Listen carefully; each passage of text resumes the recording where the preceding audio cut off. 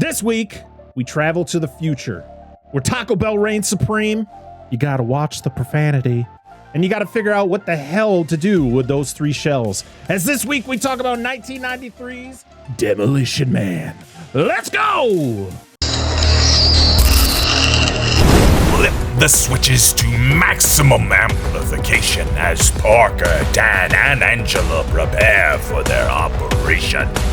With trivia and plot points scrawled across their walls, laughter and debate erupts as the movie's drama calls. The world may call them crazy, minds gone astray, but genius and passion and madness all dance the same way.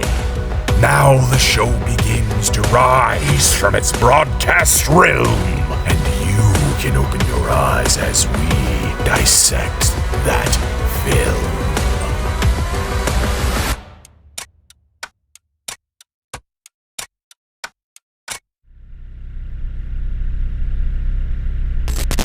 What's going on, everybody? Welcome back to the Dissect That Film podcast, a podcast that dissects the good, the bad, and the ugly of cinema. I am your host, Brett Parker. Joining me, as always, my wonderful co-hosts, Dan and Angela of DNA Gaming. Guys, we have first-time guests again, and I'm very excited because we have Derrick and Jack from Bad Movies, Worst People on the show. What's going on, guys? How we doing? Hello. Thanks for having us. Absolutely. Yes, thank you for having us. It's Especially long, for this piece of cinema. It's long Yes. overdue because we met Derrick back in July for the month of action that was run by our good friends over at Giving Back Action Horror Movies. And Derrick jumped into our Discord, and he's been very active ever since. He's on everybody's show, so I was like, he's gotta get him over here. And He then slides in that DM. He's relentless. no, he's like me. He doesn't come at you and ask. You go to him. He's like, I know they're gonna ask me at some point.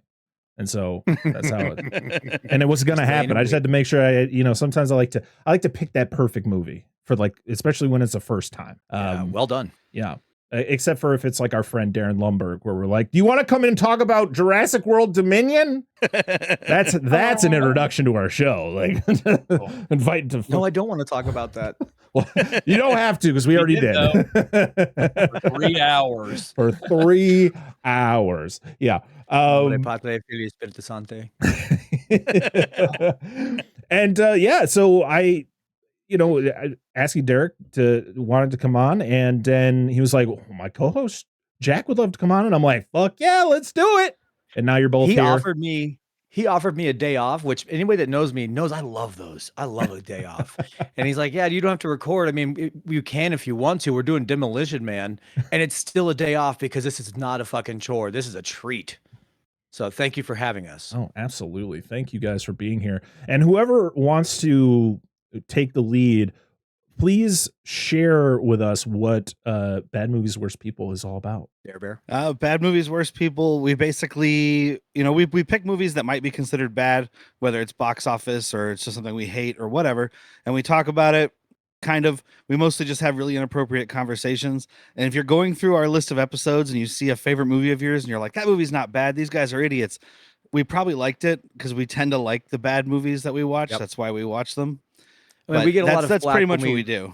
When we try and decide if something's bad, people take offense to it. But, some of my favorite things in this world are bad, and it's kind of why I'm loving. That's one of the reasons I jumped at doing this with you, because we can't really do this movie on ours because there's no way it's bad, right? I don't want to show my hand, but no, it's not. Yeah. I don't want to show my hand either, but I own this 4K. Yeah, so I have my 4K back not. Here. All right, let me get my shirt off and show you my full back piece of Wesley Snipes. Hold on. Yeah. And it says Simon Says in big letters right on your neck. It just says my boggle. Yes. Oh man, I love when people get mad at shows because they take the title of the show too literal.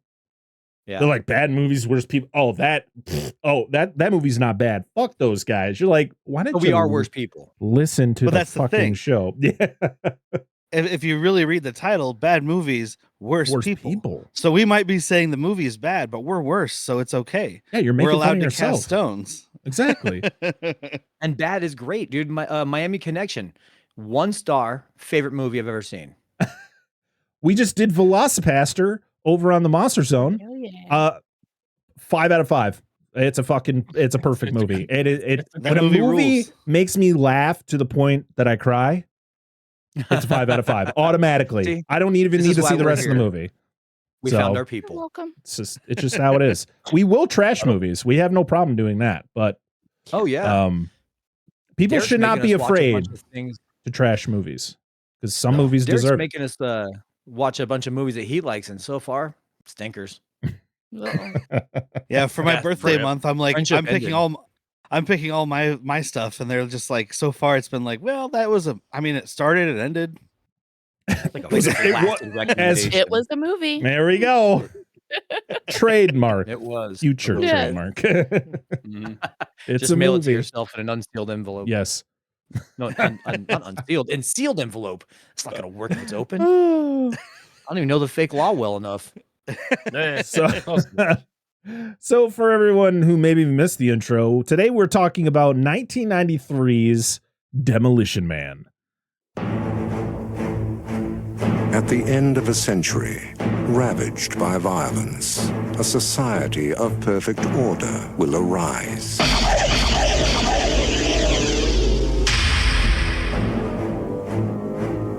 Criminals will be frozen and reprogrammed in cryogenic prisons. The prisoners are ice cubes. Their criminal instincts are being reprogrammed as they sleep. Aggression and deviant behavior will be totally eliminated.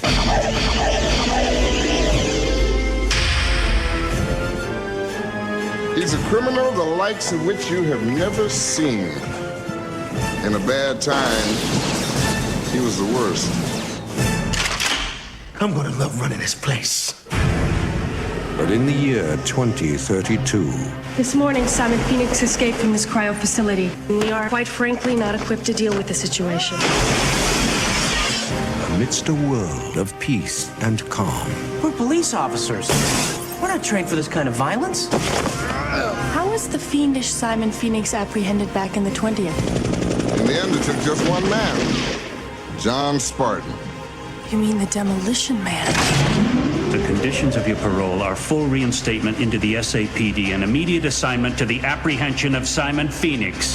two mortal enemies Just dropped in to say hi. from another time Pass is over, John. Time for something new and improved. Oh, hell. will be unleashed on a future that isn't big enough for the both of them. Sylvester Stallone, Wesley Snipes, Demolition Man. So it is now time to go around and share our history with this movie. So we'll start with our guests, of course. We'll start with Jack. Jack, what is your history with Demolition Man? Deep and rich. This is one that I watched when it came out. We were a big Blockbuster family where we did the allegedly, this is all for satirical purposes. Does not hold up in a court of law. We had the two VHS, so we recorded a lot of movies and kept them at home. This was on repeat. I mean, Derek and I even talked about it. I didn't have to rewatch this. I could have jumped on this podcast fresh and just been happy, but give me a chance to watch it in stunning 4K.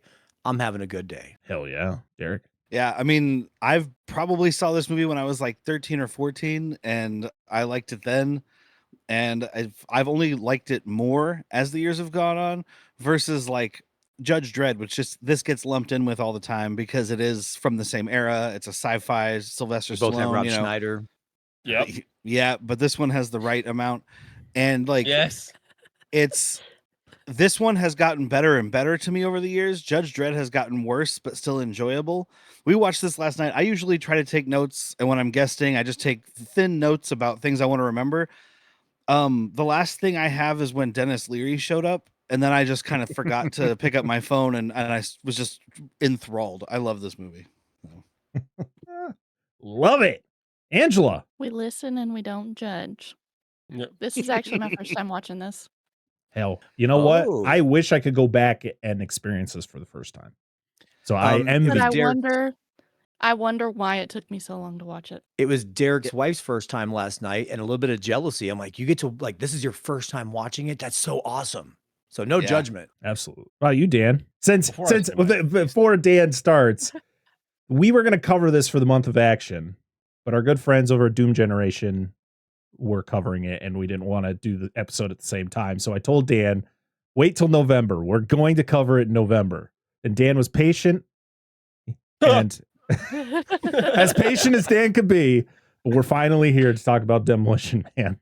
And in honor of Doom Generation, I'm wearing their shirt for the episode. I was just like 2 or 3 extra holes in the walls. Fucking thieves! I'm just kidding. That's fine. It's fine. He told me that I was a little bummed. I was like, it's fine. I'll pick something else. We'll get around to it. Before I start, hold on. I need a second. Derek, is your wife on your show? Yes. Okay, that's because there was a third person. I was like, who the fuck is this? Because they weren't included in this. Anyway, not a point. I was just making sure I wasn't like going crazy. Yeah. Anyway, she's our co-host. Well, I mean, It could be both. Crazy. That's fine. You could be going crazy and be correct. That's fine. More drinks. It'll be all right. So this is a lineage film for me, for sure. This started, I don't remember when the first time I watched it was when I was a kid. And this is another film from my grandmother, which miss her. But this is like part of that whole group of like, you just watch this movie. It was on and she turned it on. You just sat and watched and she's like, hey, don't watch this scene because it's got nakeds in it. But I watched it a lot. I got occasional lines from this I still quote. Like the kids looked up at me like I was sitting there. I was like, hey, listen to what this line is. Let's talk about murder, death, kill. And I say that like just randomly. I honestly have not seen this movie in like a very, very long time. Better part of 15 years since the last time I watched it. And I still remember just random shit from it. It's so fucking good. That's it. This movie's been around forever. One of my coworkers talked about it. We, to this day, will randomly quote the 3 seashells thing. Like all the fucking time. And it's just great, dude. That was one of those things when my wife didn't tell us that she hadn't seen it until we started it. And I was like, so you mean for the nearly 11 years we've been together, I've been saying like, he doesn't know how to use the 3 seashells, and you've just been politely laughing? The fact that I have intimacy issues and I would love to have sex in the way that they have in this movie instead of real life with touching. I was like, I've been making that joke for years. You never understood it? And she's like, nope. Okay. I vividly remember renting this for the first time. My dad took me to Hollywood Video, and he actually recommended it to me because he had told me he had seen it like early, around the time that it came out. And he's like, we're gonna have a good time. And this was post Blade for me, so I had seen Blade first. And he's like, you want to see a really fun Wesley Snipes movie? It wasn't even about Sylvester Stallone. It was like, you want to see Wesley Snipes be a fucking like out of control wild man? This is the movie. And as much as Sylvester Stallone is awesome in this, Wesley Snipes steals the show, and he enthralled me from beginning to end. I'm like, this is the same guy who plays Blade? Do you know who was supposed to, who they wanted? Who the 2 people they wanted first? Fucking Steven Seagal. And Jean-Claude Van Damme. Yep. And then when Sylvester Stallone got cast, he wanted Jackie Chan to play Simon Phoenix, but Jackie Chan didn't want to play a villain. It worked out so perfectly. Mm-hmm. Yeah, because Jackie Chan could be fun, but Wesley Snipes is the reason this movie is. It's the reason I love it as much as I do. He's manic. Oh, yeah. I love that man. Oh, yeah. I mean, the thing is like when you look at Wesley Snipes' career, there are a few roles he's had where he plays similar characters to this, but not to the fullest extent. But like the crazy thing is this is only what 5 years out from Blade. Blade came out in 98, but there were movies in between. You had like U.S. Marshals, which was the sequel to The Fugitive, and I actually enjoyed that movie. It's not great, but it's literally just The Fugitive again. Just got Snipes in it. Yeah. Was it Passenger 57? Oh yeah. Yep. What year was Drop Zone, Derek? 94. So the next year, right after this. Love Drop Zone. Yeah, We just talked about Drop Zone recently. You know what the worst thing about I've never seen that. I'll have to look into it. The worst thing about this movie compared to his role in Blade is that there's not a scene with his eyes CG'd on. So I was Oh, hoping from that would Trinity. happen. Yeah. Yeah, I'm like, damn. He didn't hate the director yet. Yeah. No, that's fair. He didn't have his cocaine trailer yet or whatever. Cocaine Maybe he trailer? did. Wait, are Maybe you he did. were you mixing up Wesley Snipes with Don Simpson? Or Jean-Claude Van Remember, I Damme? thought he was like locked in his trailer, like on drugs in the third. Oh, he's probably Trinity, smoking like, weed. That's probably it. Yeah. He's probably was- just locked No, in he his didn't be trailer on- because he's that like, was I the don't want to Patton- be here. That was the Patton Oswalt story. Oh, okay. Well, Yeah. well, then he had to be on some kind of upper. It wouldn't have been weed. He was Yeah. way too jazzed in this Maybe. fucking film. Yeah, this movie is a childhood favorite of mine. It was one of those like action. It was one of my favorite action movies growing up, and I hadn't seen this in a while. So seeing it last night in 4K, it was glorious, and it was Now, great pointing question. people out. Did you watch the international? I the no, I US watched the U.S. version. I watched the Taco Bell version. We watched the Oh. international. Good. Well, then we can compare the scenes where they actually mention Taco Bell compared to mentioning Pizza Hut. So What the Oh, fuck? it's bad. Taco Bell's It's bad. Yeah. the So only difference between them. yep. Yeah, Taco Bell was not as well known internationally at the time. I'm probably more known now, but Oh yeah. so they replaced all the Taco Bell with Pizza Hut, but they didn't even try that hard. So it's just like, we're gonna go to Pizza Hut. Like it's like I'm watching a Hong Kong movie that's been dubbed. It's like he's enunciating. The only time in Sylvester Stallone's life he's ever enunciated, and you can clearly see Taco Bell in his mouth. but Pizza Hut is Oh, Oh, you know what? I just thought of that's the same company. Is it? yeah, Taco Bell, Pizza Hut, Pizza Taco Hut, so Bell, there's- and KFC. AMW. Oh yeah. KFC. Yeah. Yeah. Oh yeah. The funny thing is, I wish on the Blu-ray, instead of it being U.S. version or international, it just said Taco Bell version and Pizza Hut version. Yes. Yeah. I Which just one see do you people want? just Oh, sitting there dude. going, "Which one do I pick? I'm so confused." Yeah, don't explain it. Just you pick one. You pick it. All right, let's get weird tonight, guys. We're gonna eat Taco Bell. Watch the Pizza Hut version. Whoa. Yep. We'll flip flop it the next night. Yeah, because Oh. it does say it on the back of the case. It says the domestic Taco Bell or the international Pizza Hut version, but on the disc it doesn't say that. Like on the actual Oh, menu. yeah, And I was yeah, like, so I was like Googling it. I was Look like, at what the that, you hell's shop the at difference? same store. Go for your dollar, Chuck. Listen, nobody's gonna read the back of the box. Nobody read the instruction manuals and Nintendo and Super Nintendo games. We just fucking played them, all right? Fun Since you fact. have the same version. Did yours come with just as much shit as his? No, he got the special edition. Oh, okay. I Is that just a said I Psycho? just got the basic 4K. Yeah, mine came with you can see over here, there's a 3 seashells sticker. And Life then is there's hell. a Life is Hell sticker. Hell yeah. I just found the 3 seashells one this morning. I didn't even find it last night when we were I didn't see opening that. this. I didn't know how to find the 3 seashells. I still don't understand. You just swear I a still lot and don't. you can I wipe know your I ass know with what them. I know what Sylvester Stallone's thoughts on the 3 seashells are, but they're wrong. There's Like- somebody out there's figured it out. There is Well, a diagram that's I can't remember who it was, but I saw it. Somebody that posted it of like the instructions to how to use the 3 seashells.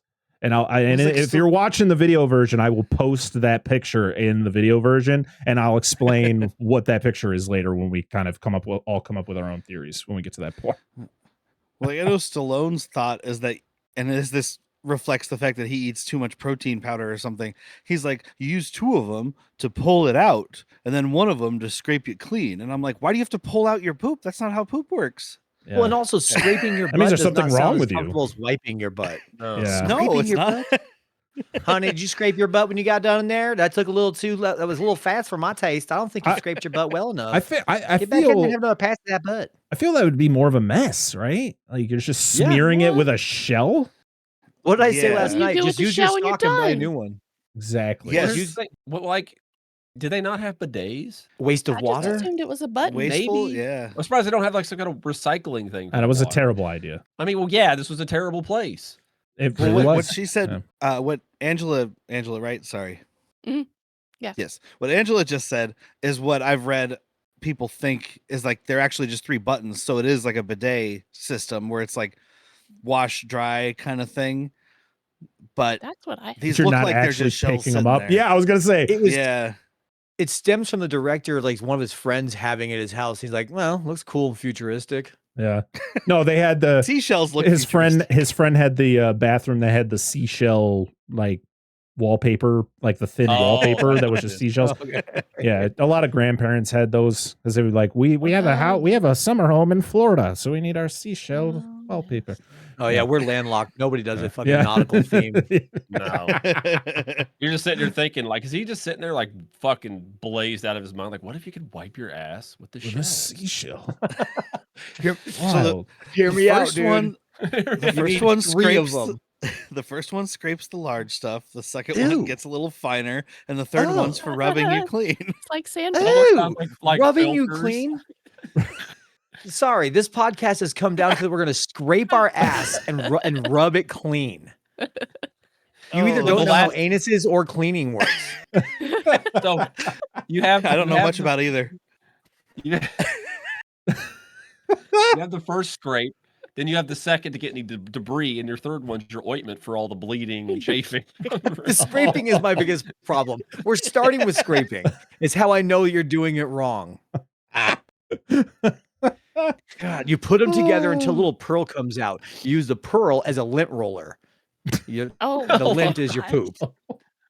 It's much more civilized, trust me. That'd be like I just imagine like this like Velcro-y pearl now that's just gonna collect all the matter. I'm touching that afterwards. Oh, talk about your snowball effect. People are listening to this episode like, man, I'm really excited to listen to about Demolition Man. It's like 45-minute conversation about the seashells. Are they ever going to talk about the movie? We apologize. No, you don't need to apologize to me. I love hypothetically thinking what the listeners are thinking as they're listening to an episode. So, what the fuck is happening there's right a now? bucket right next. There's a bucket right next to the toilet, but it's not for trash. It's pearls. You just throw them in there and rewash. Yeah, it's like it's got the hazardous waste symbol on it. You gotta keep the lid closed. You grind them down into jelly, and that's the capacitor gel all the cars will run on. Oh They're shit! shit powered. Mind waste, dude. blown. All right. Yep. That's now If your the mind gets official blown story. out too big, get a seashell and scrape it real well. Yep, true. Rub it clean. Like So- I said, it's like sandpaper. Oh, you're bleeding. Put some seashell in that. Quick, ambulance driver, give me a seashell. Stat, he's got a neck wound. We gotta rub it clean. Does it on the rough Pull side? it out. Scrape it out. Oh, God, it's Shoot each It's other too with seashells big. because you get my projectiles. Sorry, son, you have cancer. The only option we have is to scrape it out of your body with a seashell. What the fuck is going on with the seashells? We need at least It's, 5 seashells for this cancer. Sorry, our society peaked when we found out about seashell technology and what it can and can't do for us. Trick statement because there's nothing it can't do for you.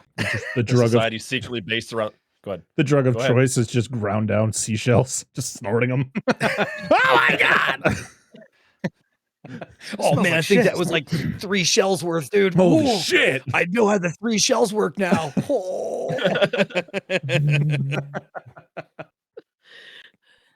Oh, Demolition Man was directed by Marco Brambilla. I love this because I looked up to see what he had done in his career. He's directed Demolition Man and the show Dinotopia. Do you remember Dinotopia? I read the books when I was a kid, and I remember there was a show with some really, really bad CGI dinosaurs in it. Yeah. Well, what year would that Yeah. show have been? Because 2002, I think. So it was, pretty garbage. yeah. That's the only thing I recognize too, because I looked it up. I was like, I probably know this guy from something. Nope. He's got a bunch of like art films under his thing, and like one of them is just called "Nude Descending a Staircase Number 3." Yes.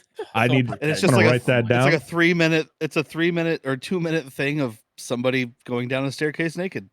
In the sequel, they crab walk. with that crab It's the song. whole- it's- Dun, dun, dun, dun, dun, dun, dun, dun. Yeah, Crab Rave. I was like, You know, it's if the you get a horror. It's the horror splinter, there's- remake. If you get a splinter, you got to scrape it out with a shell. Just saying. Yes. Yeah. Yep. It was written by Daniel Waters, Robert Renew, and Peter Levkov. The first draft was done by Daniel Waters. He was the one who came out with a lot of the core ideas. I think he was the one who actually came up with the seashell idea. And then course he was. Peter Lenkov was the one who pretty much put it into like the future setting and a lot of what actually goes on in the movie. And Fred Decker, who we've talked about on the show a few times, he was actually an uncredited screenwriter on this.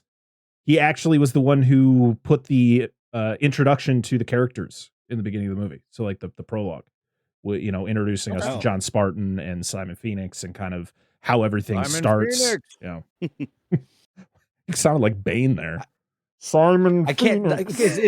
It's how they go, oh, you adapted to John Spartan.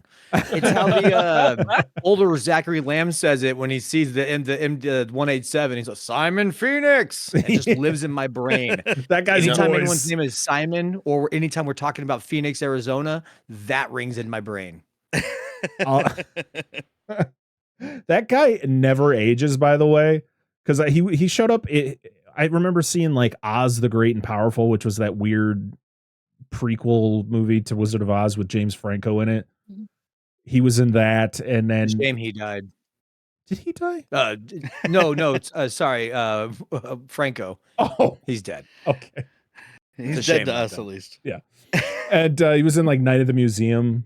I think the first couple, but he always looked the same age. He always looked old. Yeah, we had him on That Thing You Do, and what, the 94, 5? Oh, I guess this era. 90s, 96, 97, and then First Kid also, we talked about him in. He's like the head security guy.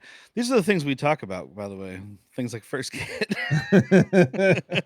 Because once upon a time, we had an idea to do August should be back to school month, and we have to watch movies with little kids. And then now we have to watch movies about little kids. And it sucks. And that's when we move on. Okay. Don't know where this is going, but we're going to move on. So the music was done by Elliot Goldenthal. Dan, when you listen to the score for Demolition Man, what do you think of? Nothing, because I wasn't paying attention. Batman Forever, maybe? With all the horns? Because Elliot Goldenthal loves horns? There is times where I'm like... scratching? Yeah. Yes, oh my God. I swear he took this score and just tweaked it a little bit, and that was the score for Batman Forever. Because you can hear like a slight Batman, like almost a Batman theme there. And you're like, I hear it. A lot of these guys who do a ton of movies just do that. They're like, well, that worked and nobody really watched that one. So if I just change the pitch on this tone and the yeah. I saw his name pop up. I'm like, oh man, I'm so ready for the horns. Give me all the horns. And then it's like, and then Batman Forever had the horniest performance ever with Nicole Kidman. So horns and horny. Horns and horny. Yeah. But like there's a like fight scenes going on and it's just like literally every trombone known to man just fucking just go. We don't need actual notes, just fucking Yeah, you're not wrong. It was released October 8th, 1993 on a budget of according to Wikipedia between $45 to $77 million, and it made $159 million at the box office. I don't understand Wikipedia 45 to 77, like what is there an in between? Like what's happening? Advertising? Okay. Yeah, I mean I maybe get that. I hate when like some movies is like, no, this is the budget, and then sometimes it's like one of the ones we had was the budget was between 30 and $130 million. What the fuck? That is a difference, man. It's $100 million difference. Most movies fall in that bracket these days. Yeah, that's the difference between your movie succeeded and your movie failed. Like you, for our cast, IMDb says 57 million. So I guess they just split the difference. Right in the middle. Right in the middle. Perfect.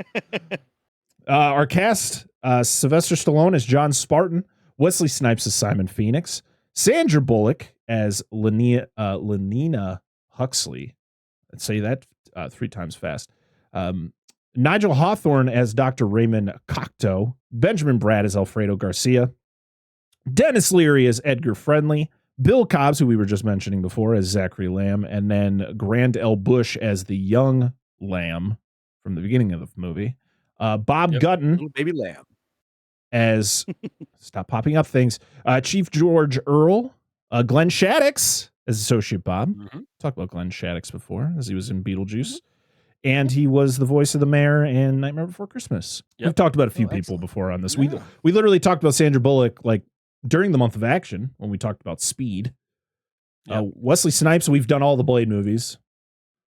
Nice. Sylvester Can't jump. Here we come. Two nice ones.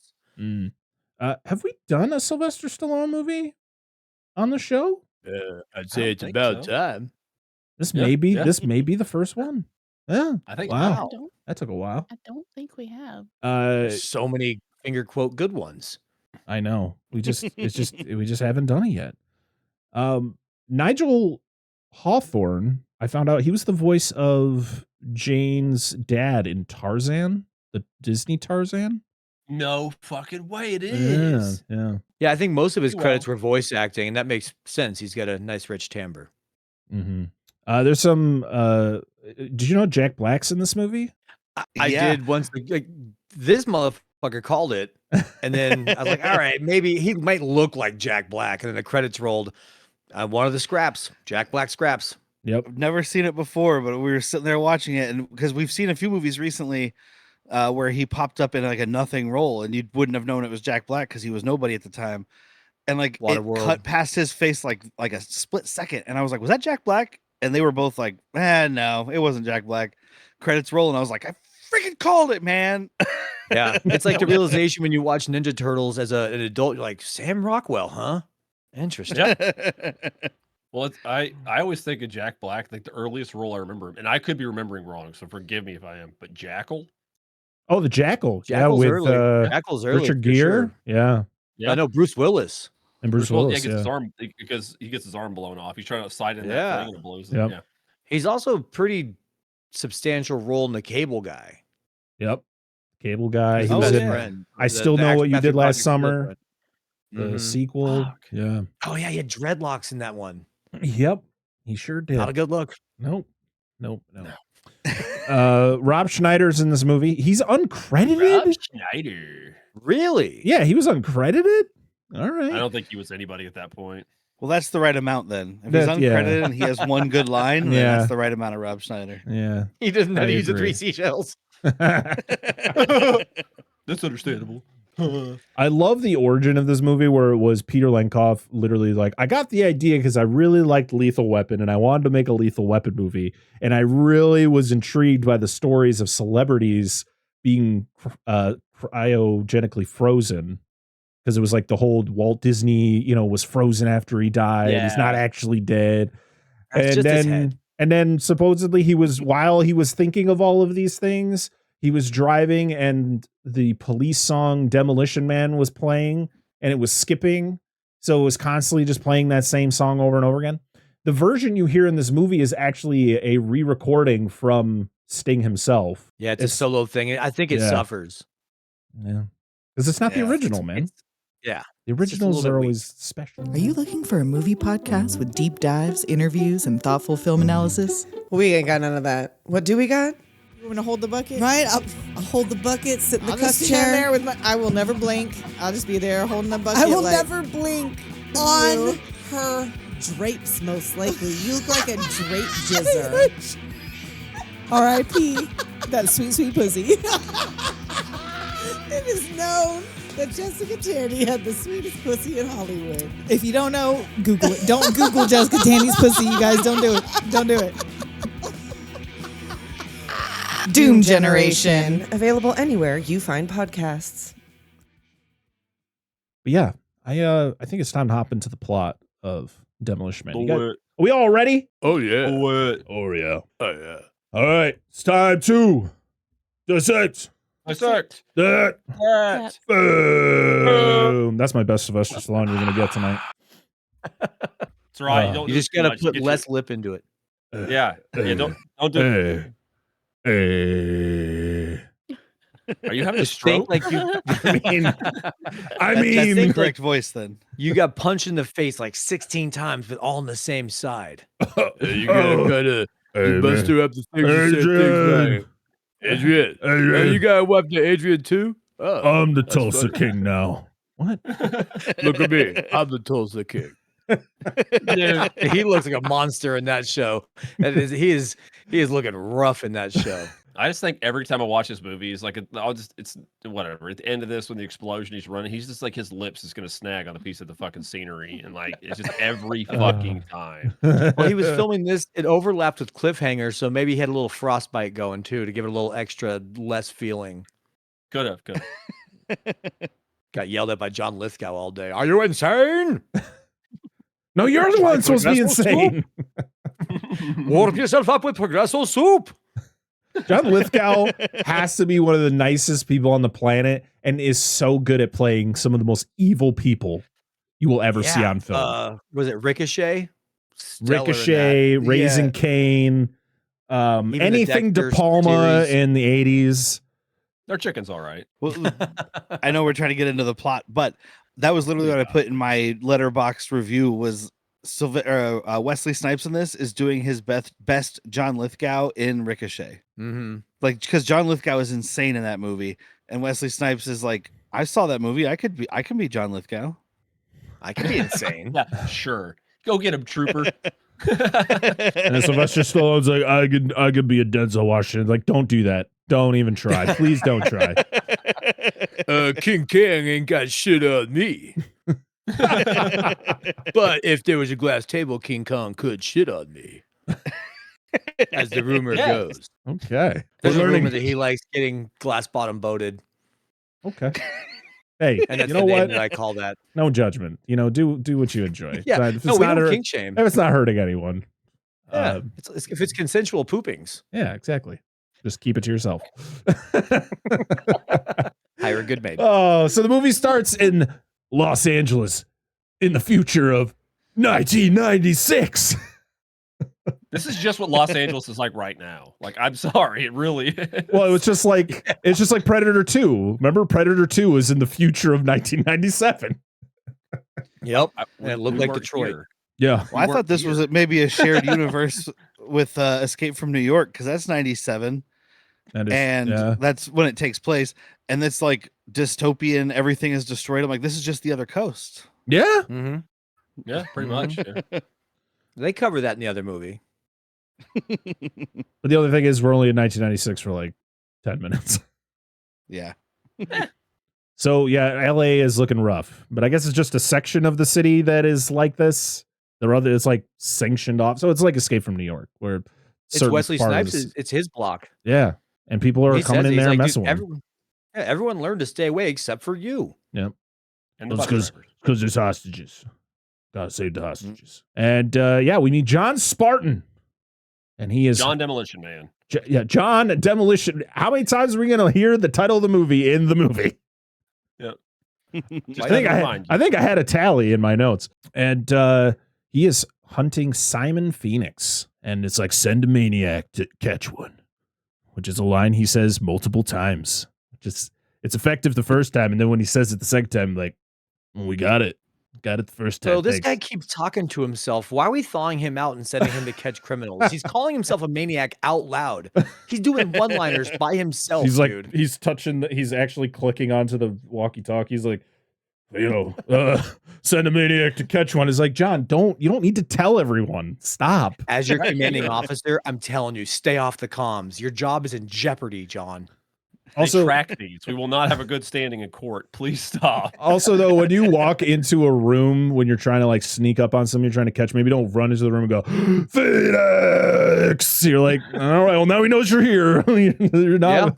Yeah. All right, I'm gonna go alone so nobody knows that we're coming. Phoenix. All right, now he knows I'm here. Marco. You just hear, hello. Hello? Excuse me? I love Spartan going through the building and getting the guys. He just walks up to this dude and fucking punches him square in the back and then just snaps this man's spine in half. I love we go from parts of him brandishing this M9, like just running around. He's like all more exceptionally willing to use it. But not these two dudes. I'm gonna beat the fuck out of these two dudes. Not even using the gun at all. This one's personal. Yeah, he fights a few people in this building, But the back punch was the one I had to write down. I could not forget to talk about this dude. Just literally, he has the gun in one hand, but he just runs up and just square right in the center of the spine. You heard the crack. He just folds like a pretzel. Bullet? But his face while he's running through the building. He's like, oh my God. And you see Phoenix stabbing a bunch of gas barrels and spilling gas into this room. And then this is where they have their meeting. And there is a shot while Phoenix and Spartan are fighting where I think Wesley Snipes does a lot of his own stunts in this movie. Mm-hmm. And Sylvester Stallone doesn't. But there's a shot of Wesley Snipes kicking the stuntman, and it actually looked like the dude got hurt. Because this dude is like, he gets kicked. He's just like, oh my God. Like, oh, Jesus, man. It wasn't supposed to be for real.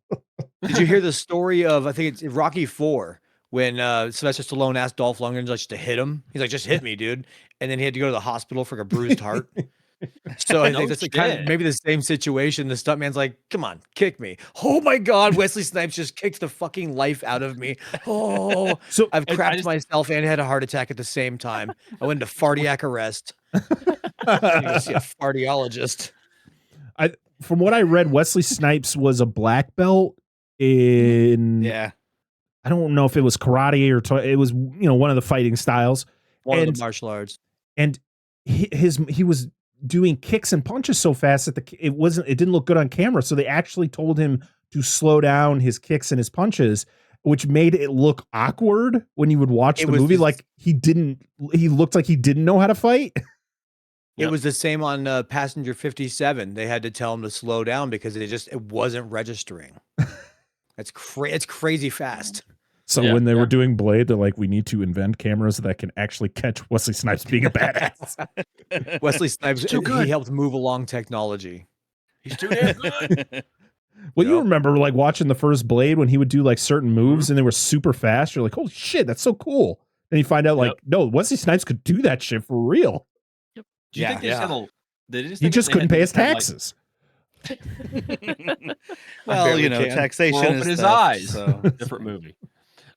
So do you think they just had like a cattle car full of just like Sylvester Stallone stuntmen? Like, because he was just so good. He was just like killing stuntmen left and right.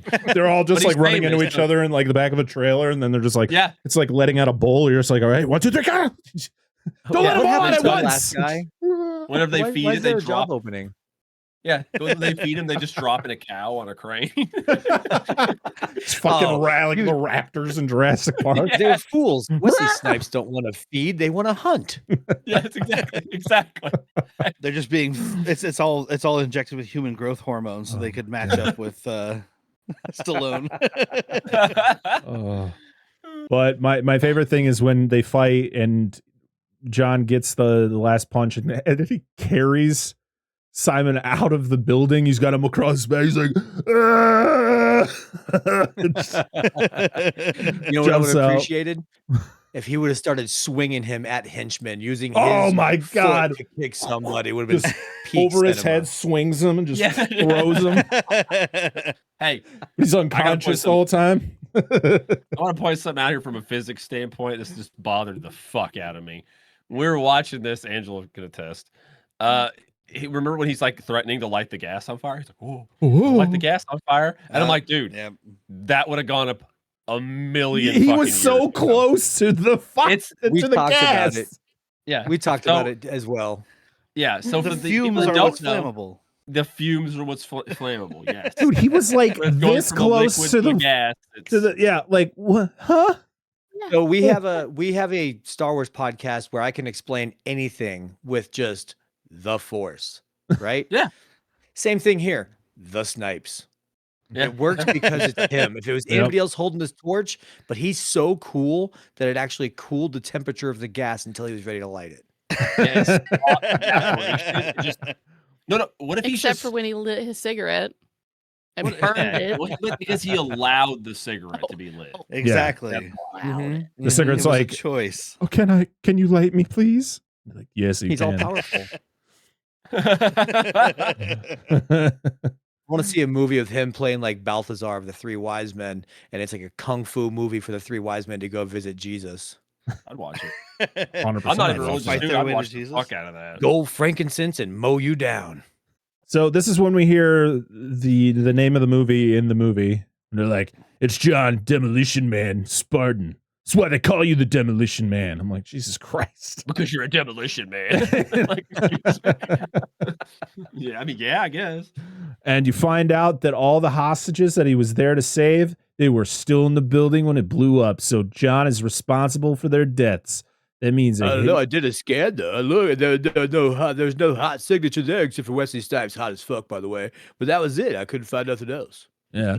and you have Phoenix like, oh, I told him, but all he wanted to do was come in there and get me. So guess what? I have often said that Wesley Snipes would have made a great Batman. This movie makes me think he would have been a great Joker as well. I would have watched it. He would have been just like throw him as any villain in that universe. He would figure it out. He's having this much fun. Absolutely. Yeah, I could see him as a Joker. That'd be great. Which, funny enough, it's like we were close to getting. What was it? Wasn't it Damon? Was it Damon Wayans as Robin? He still gets residuals from that movie. He sure does. And he's never been on screen. Yeah, because he was promised Marlon Marlon Wayans. Marlon Wayans. Yeah, because that was Batman Returns. They were going to put Robin in, and then they rewrote it, and he was promised the role, and residuals. It's a good time. Is it Batman Returns? I thought he was Batman Forever, and then they cast him out. So originally they were going to have Robin in Batman Returns. Okay. Oh, okay. And then they rewrote the script, and Robin got eliminated because Tim Burton wanted the movie to be darker, and Robin wasn't gonna. It just wasn't gonna be. Well, a child that beats up bad guys in a little jumpsuit that's called the Boy Wonder. It's hard to make that dark. Well, I mean, you could have Jason Todd him. You could have. Yeah, hard to do without introducing that character to the lay people. I know. Yeah, you'd have to introduce him for like a movie and then off him. And if you're gonna Jason Todd him, you have to have the Joker do it, in my opinion. Yeah. Yes. And the Joker in that universe was dead. So allegedly. True. His laugh box. That experiment's all just a Lazarus pit, so he can come back all kinds. Just fuck that whole Tim Burton timeline up. Fucking Ra's al Ghul's there. I don't know. We don't know. We didn't see him. He could have been there. Sure. He works from the shadows. Exactly. So he wasn't born in them or molded by them, but he works in the shadows. Adapted to them. So John Spartan gets 70 years in cryo prison, and his parole is in 2046. And boy, shirtless Sylvester Stallone is cut. Goddamn. Oh, he's ripped. Goddamn. He's ripped. Mm-hmm. Do we get sly taint and ass and dick in this? And slightly? Maybe one ball. Very close. Maybe one ball. If you look real closely, you can see it wink. I feel it's tainted. It's like, whoa, I wasn't expecting that. Stop moving around so much. Ooh. And there was a thing, I don't know if it still is. I don't know if Planet Hollywood still exists, but when they did Planet Hollywood, there was the frozen Sylvester Stallone naked at one of them. So it's like you just have Sylvester Stallone's ass in your face, or maybe it was the table. I don't know. But like, I think it was Sylvester Stallone's ass was above. right there while you're trying to eat fucking mozzarella sticks. I'm just eating my chicken wing and looking up like I never thought this order. This is definitely a bucket list item right here. Actually, I don't think I'm hungry anymore. I just looked right into it. Is it weird that I'm actually more hungry? I'll have calamari, no tentacles, just the rings. Do you guys have chicken? What if it's like right here? And you're sitting there with your wife, and she's like, "Honey, what's wrong?" She's like, "I'm not really hungry. What's going on?"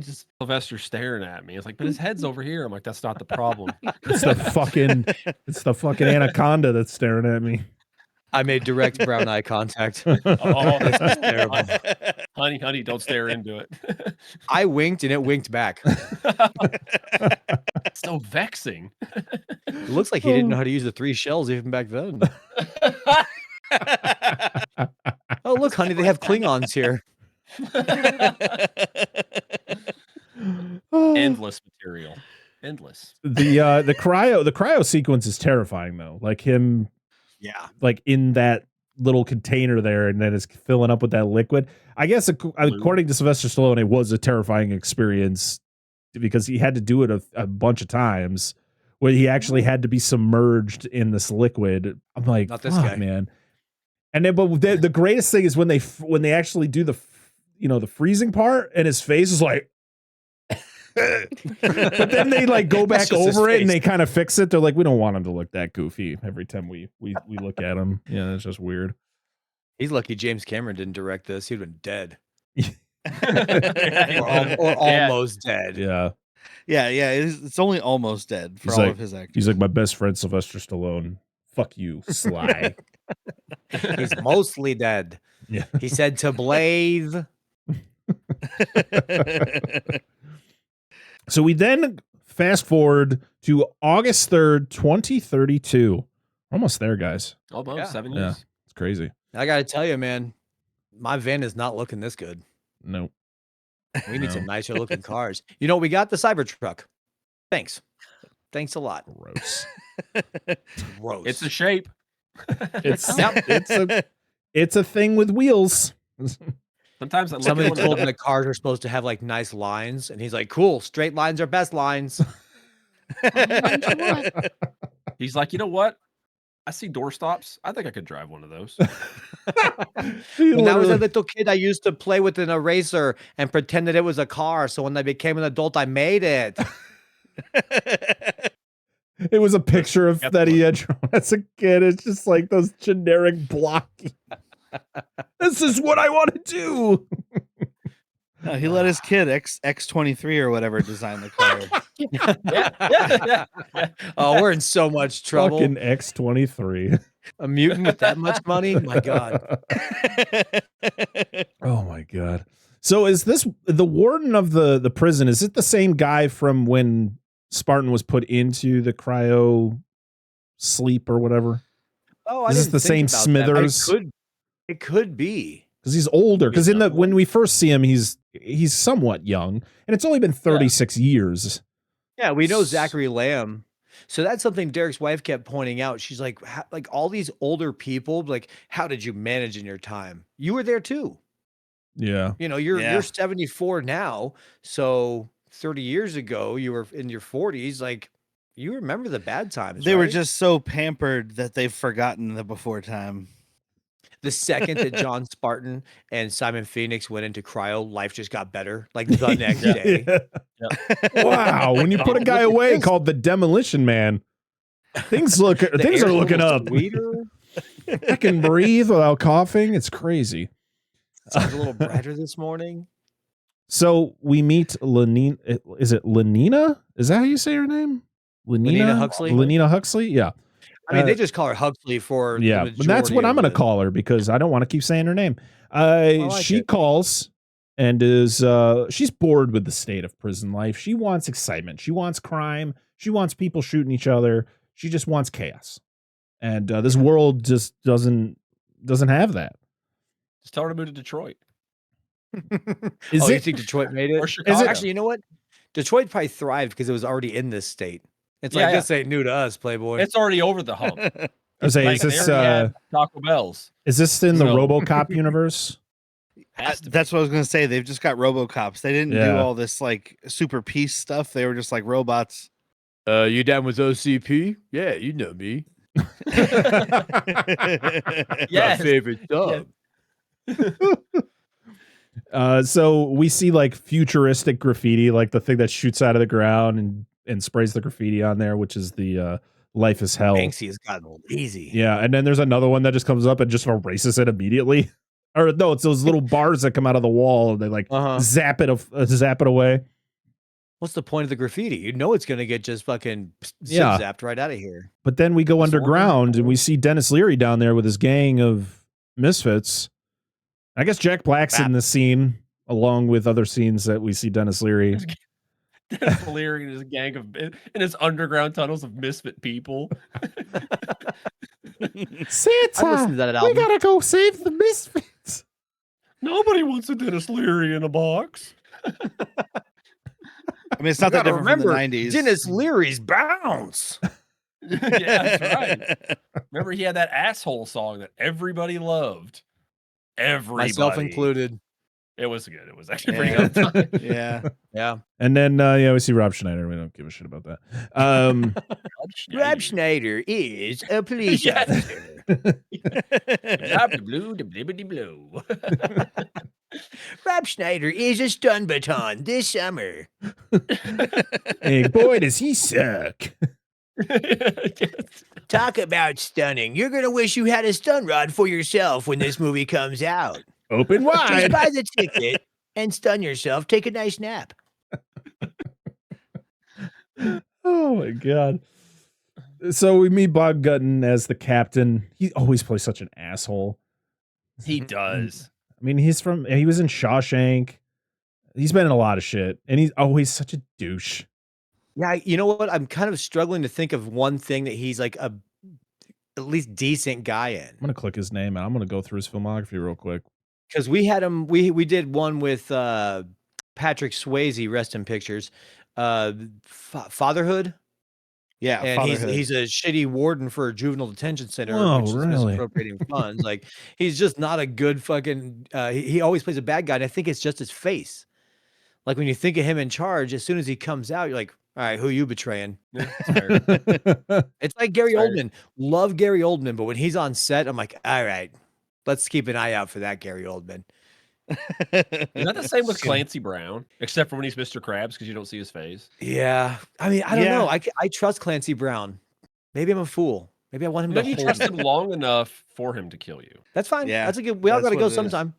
He's not blatantly like this guy. He seems okay, but like in the back, you know what's going on. Oh, well, that's pretty cool. I didn't know that. He was the stand-in for Harold Ramis's likeness for Ghostbusters Afterlife. Huh. Like So I he was guess he's the- a good guy there, technically. Yeah. So that's good guy adjacent. I mean, it's not technically, he's not playing a person. He's just the stand-in for that effect, but that's pretty cool. That's pretty wild. But yeah, he usually plays a dick. I'm like going through his filmography, like, yeah, yep, okay. Always a douche. It's those glasses. Oh yeah, I think it is. I love when you click on his picture in Wikipedia and it's just a picture from like 1963 of like this really like it looks like him, but it's like, is that like what the fuck is that? I think it's hard to trust him because he looks like an owl that made a wish to become a human. Yeah. And that makes it trust because they're always questioning who? Who? Yep, that's true. And then he needs to stop putting his head in the ball shine. Oh my god. Dude, this is a clean look. I said last night, if you took his glasses off, he would make a really good TV Lex Luthor.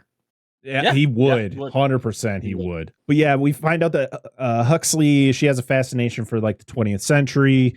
Her office is pretty much like a museum with a bunch of stuff. It's got like a Lethal Weapon 3 poster in the back, which I thought Lethal was Weapon great. 3. Yeah, of Come all the on. Lethal Weapons, let's put 3. I like Lethal Weapon 3. I like all the Lethal Weapons, but like of all the That's Lethal what I said. Weapons, that's the one you're putting up. All right. You just mirrored myself and Derek's reaction to it because I'm like, lethal weapons are lethal weapons. And he's like, yeah, but the third one? Come on. That's the most grab-assy one. Yeah. Yeah. It's It less doesn't even have racist Jet than the fourth Li. one. Less that's racist. I love that whole series.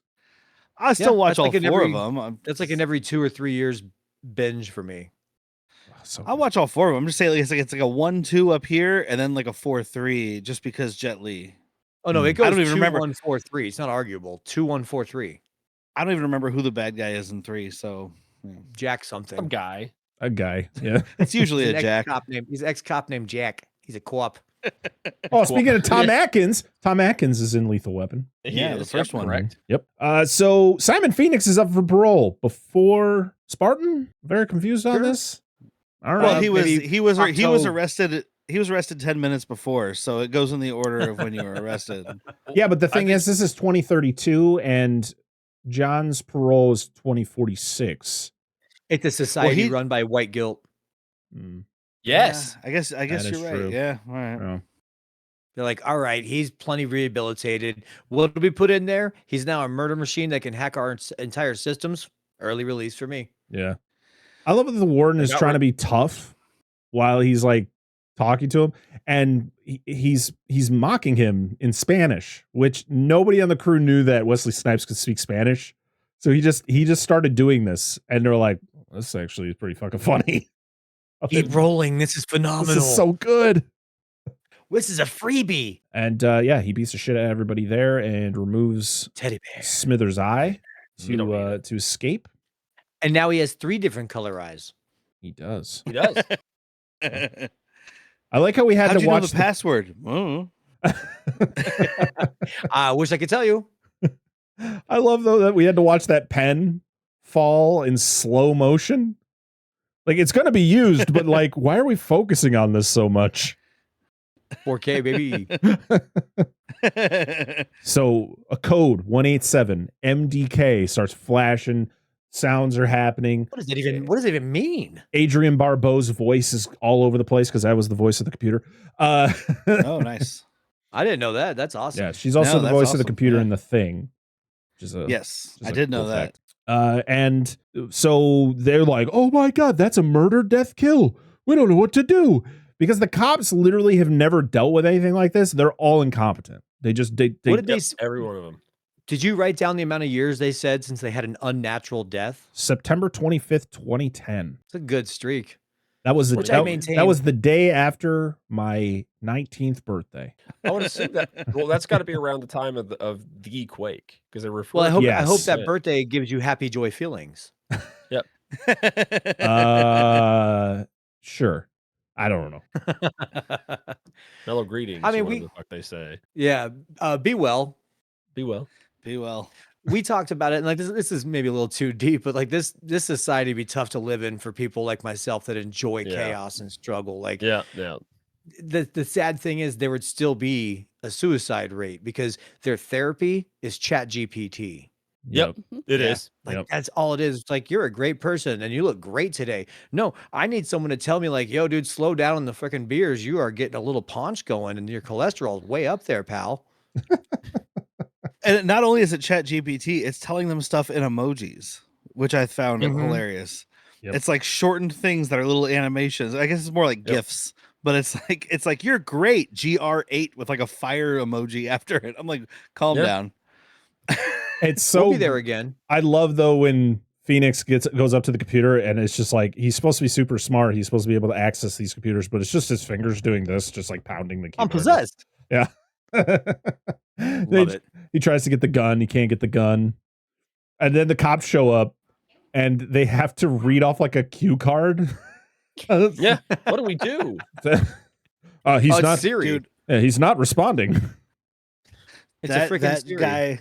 That guy is so funny because it's just like, please lay on your stomach and put your hands behind your back. And he's like, oh, fuck you. How about that? And he's like, repeat it again, but add or else. And the guy's like, No. or else. Like, But he also talks to the computers like, he said some really scornful things instead of complying. Now my feelings are hurt. I got 2 problems. 1, ruined my day. 2, he's not listening. He's saying mean words. He said no and fuck you. I don't even know what that means. It's been 30 years since anyone said the F word. This is where we also find out that Phoenix has like somebody is controlling him. Like there's something going on in his head. Yeah, where you hear like a voice and you're like, what the fuck is going on? I forgot about this whole like plot line of him being kind of controlled by somebody until like it's revealed later on in the movie who it is and like what's actually going on. But I was like, what the fuck is happening? Why is he stopping? I remember the plot line, but I didn't remember this whole weird like hallucination sequence he has. Yeah, me either. Where it's like words in his eye spinning around and all this stuff. And it's like, what? Yeah. What is this doing here? So yes, Simon just beats the shit out of them all. Or kills them. I don't know. Dispatches them. He murders them. And some are definitely dead because he hacks into the anti-graffiti thing and shocks that one dude. He did. Oh yeah. Yeah. Yep. He gone. And as much as we dislike Rob Schneider, he does have a good line here where he's like, we're police officers. We're not trained for this kind of violence. Yep. If only. Then he makes a car explode. And the whole thing is that Phoenix has to find a guy named Friendly who he has to kill. And somebody is telling him Edgar that Friendly? he has to do this. Edgar Friendly. Yep. Exactamundo. We then meet Dr. Raymond Cocteau, who is, I guess, like the fucking god Sorry, of that this sounds like town. that sounds like Bill's Bub's movie, Cocteau. Yeah. Look out for Cocteau. It's not a regular toe. It's a cocktoe. It's a Cocteau. He pees with one leg up. Imagine having one of those. That'd be horrible. It could be 10 of them though. Yeah. Oh, I stubbed my toe. Oh, why's my stomach hurt? Oh no. Give me a second. What, you got a cramp? No, my toes are getting hard. I need just a minute. A lot of blood going down to my I saw toe. that girl's underwear. My shoes just got really tight, man. All the blood is going to my leg. Ah! I can't run like this. Why are you walking on your heels like that? Feels The better. rate of blood clots in your legs just go through the fucking roof. I got plantar thickyitis. Oh god. So this is a meeting going on about how to stop Edgar Friendly, and you're being told like what he is. Like he's a radical. He's trying to destroy this perfect, utopia that is going on here in San Angeles. Angeles. San San Angeles. Yep. This is a broke ass Jedi council. Everyone's just showing up on their fucking tablets. Yeah, everyone's just holophoning it in, man. And he's kind of Nobody's dressed like moving. a Jedi. Yeah, That it was really good. is. I called him Obi-Wan Kenobi. Did you? Yeah. Yeah. Hello there. And I said, all these people it's just the pictures. Nobody's moving except for the. It's Obi what Kenobi? Obi what? So they're like, well, what do we do? Who can stop such a crazy criminal like this? Oh, I mean, there was a guy who was able to stop him before, but he kind of got in trouble, so he's frozen right now. His name is John You Spartan. ever heard of the Demolition Man? Yeah. Oh, they said it again. Yep. He's known for one thing: Demolition Man. Yeah. That time I put a comma in there. Yep. Mixes it up. And Keeps it spicy. We get the old-fashioned cop to fight an old-fashioned criminal.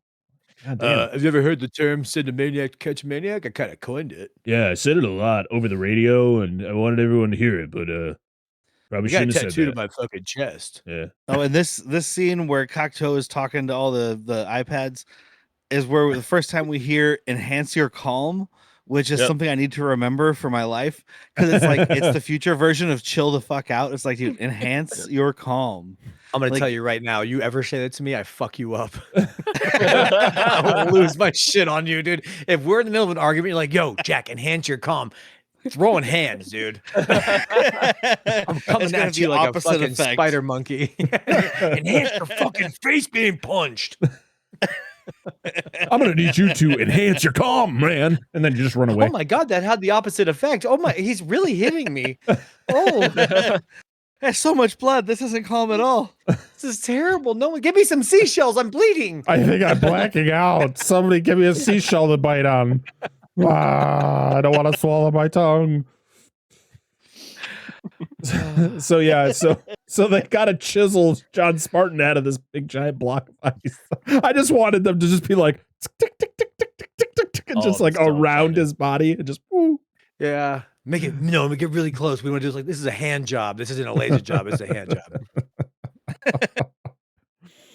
job. So we find out he wakes up, and then we find out that he had a wife that died during the earthquake, the major earthquake, which I'm guessing was the big one from 2010. I'm guessing. Yeah, when they merged, what did they call it? Metroplex? Yeah, Los Angeles, San Diego, Santa Barbara Metroplex. Yeah. It's the merging of like all the remnants. Like, all right, well, we don't have enough resources to protect all of us unless we get together. Also, he has a Easy way to daughter take over. that he wants that he doesn't want to find, and it doesn't go anywhere. Apparently, it's a drop plot line. They apparently it was filmed, and the editors, or when they gave it to test audience, it just kind of drugged out. It was drugged out. It was drugged out. It was on drugs. Yes, but then the editors were like, no, it's just slowing that fucking movie down. So I'm glad it's not here. He mentions it, and then he's like, I kind of hope I don't see her because I don't want her to be disappointed in me because I'm a barbarian or whatever. I think that's enough. If you have a moment with them meeting and everything, it's like Jack said, just like, well, let's bring the movie to a screeching halt, and then let's get back into it. Fill in your own blanks. At the end of this movie, he goes and meets her, or he doesn't. That's up to you. Yeah. There was a theory, which is not something I ever want to believe. Somebody was like, "Nope. Oh, what if Sandra Bullock was his daughter?" I was like, "What the fuck? Like, why? Like, why would you even think that?" You say that I almost did the hunka chunka with my daughter? Yep. I almost did an old boy. I'm a really good kisser too. Damn. So, in this world, everyone is mentioned by their full name, which is annoying. Yes. It's very annoying if I constantly had to call somebody by their full name every time I saw them. Except for Garcia. They say his full name like once, then the rest of the time it's like, hey, Garcia, Benjamin Bratt. Yep. It's like Garcia. But it's like racism. Well, I guess Huxley kind of always gets Huxley too, but everybody else gets a full name. Well, maybe his fucking first name is something hard to say, like for white people, like Ignacio. And like, well, he's Garcia. It's Alfredo. Alfredo. Oh, we're confused because he's Italian, or is he Hispanic? Well, it's also a movie, so maybe they didn't want to bring me the head of Alfredo Garcia as a whole movie, like reference another movie in your movie. I think only the superiors call people by their full names. I know it was like the captain, and then it was that other guy, that like other middle-aged man that probably in this movie was like in his 40s, but he looked like he was 60. Yeah. I learned as a kid, if you're getting called your full name, you're in trouble. Yeah. Yes. But in the future, they don't want anyone scared, so everyone's getting called by their full Everybody's in trouble. name. Yeah. This is when we get the reunion with John and Zach. He's like, John Spud. Simon Phoenix. It's sorry, I already said that. Yep. I'm sorry. It's very close. It's very close to Arnold and Carl Weathers in Predator, except for they don't have the close up of the biceps. They see each other and they're like, "Ugh, we're gonna do an arm wrestling match without supporting our elbows." I took a little. They did have to show two of the muscliest arms on the planet at that moment, especially at that time. Whew, that's some biceps, dude. Those might have been fucking forceps. Quadceps. Good God. So this is when you figure out that John doesn't know how to use the seashells. And I use the seashells. Shut up, Rob Schneider. Go sit in the corner. Like, this society frowns on all the bad things, right? But we're allowed to pick on people. Yeah, right? Right? Like, I'm not cursing, but this guy is really dumb. Yeah, where's the little machine giving him a ticket like, hey, you were rude. Enhance your comm, dick. Can't have chocolate, but we can certainly make fun of people. Also, this does sound like a fascist society or like an oligarchy masquerading as fascism, but it's like, we're not allowed to do bad things, but you can body shame people. No. We don't like chocolate. We don't like sodium. So we don't like fat people either. So tell them that all the time. Yep. Because this is a kind of a sex driven society because sex is very casual. So everyone's there's a lot of cleavage. There's a lot of tight things, backless numbers. And I was like, they wouldn't have this. Oh yeah, they would. Because no contact sex in this universe is so casual. It's like, what are you doing later? You want to knock one out? Cool. Hey, you want to jump on Zoom? You don't have to leave your house. We can just Zoom sex. You don't have to shower. Just saying. It's all virtual, so you can look however you want. Good times. Keep the Crocs on. You imagine they just sell like a suspicious amount of underwear? Because like people are just like, I'm dressed. That's what knocks us out. I'm getting dressed. Like you nut. You have to like take it off, like roll it up, throw it in the washer. They probably have robots that do that for you now. Probably. There's with no shells, waste. you just scrape the semen out. Or the I have clam my pants. Give me a shell. It's a conch shell for catching. You know what? No, that's fine. All hail the magic conch. I got it. It's pronounced cloaca. Cloaca. Oh, sorry. It's a dialect I'm not familiar with. What do you think these tickets are made out of? Like, do you think it's just straight up paper? No. Okay. It's recycled. We talked about this because he's using these cursing tickets to wipe his ass. They look like a roll of stickers. Yep. Like the wax paper that stickers are on. I'm like, scraping your ass with a shell has got to be better than scraping your ass with sticker paper. Dude, it's too bad CVS didn't exist because he could have bought like a piece of gum for $1 and they would have given him a fucking receipt like that. Yeah, that's true. Probably longer than that. Probably 3 feet long. Yeah. You don't have to curse or nothing. Just get you a freaking piece of gum. Yeah. That's What not as is fun. on this receipt? So when a criminal needs to get a gun, where's the place to go? The museum. To the museum, to the Hall of Violence. Yeah, you know what's good? You know what's good? What's this that? further proves my point. If you take the guns away, they'll still get them anyway. Also, if you're gonna put guns in your museum, maybe don't have them all loaded. Or that too. Like put what's the point of the gun? Munitions. You're right. Put fake munitions, or just don't have people that work there that weigh the correct amount to break the glass. Yes, there you go. That's my favorite. Everybody's got to be like under 140. Yeah. I love that he starts it by Googling guns, though. He's just like, where do I get guns? And they're like, guns were in the 20th century. And he's like, I don't like that. Like, I don't want a history lesson. This isn't fucking the History Channel after dark. We're not going to talk about aliens or Hitler. Tell me where the guns are. Don't explain it to me. Oh, man. And then What's your boggle? Yes. Mellow greetings. What's your boggle? I love it. That's like that's one of the lines we talked about. Like it just sticks with you. This I've always been like my boggle. Okay, I gotta say, have you guys familiar? I don't know. You guys are all roughly about the same age as myself. I'm about 39. And did any of you guys do Newgrounds? Newgrounds.com, the website. YouTube. No, not. It's like an old. No, I went on a Catholic camping trip called Nude Grounds. Ooh. Was that a misleading title, or were they actually naked? It's weird. We were naked making coffee. Okay. I was Lutheran, so Catholicism. We actually called it Catholicism. It's caffeine. Okay, that's cool. That sounds sweet. It would kill me, but she might enjoy it. Yeah. But no, I was just gonna make a reference to an animator, and he just had this scene, and that was used. What's your boggle? Like, not important. Nobody's gonna get it. Cars in the future are crazy. To the point where like they're like based on the driver, like they're like imprinted on the driver.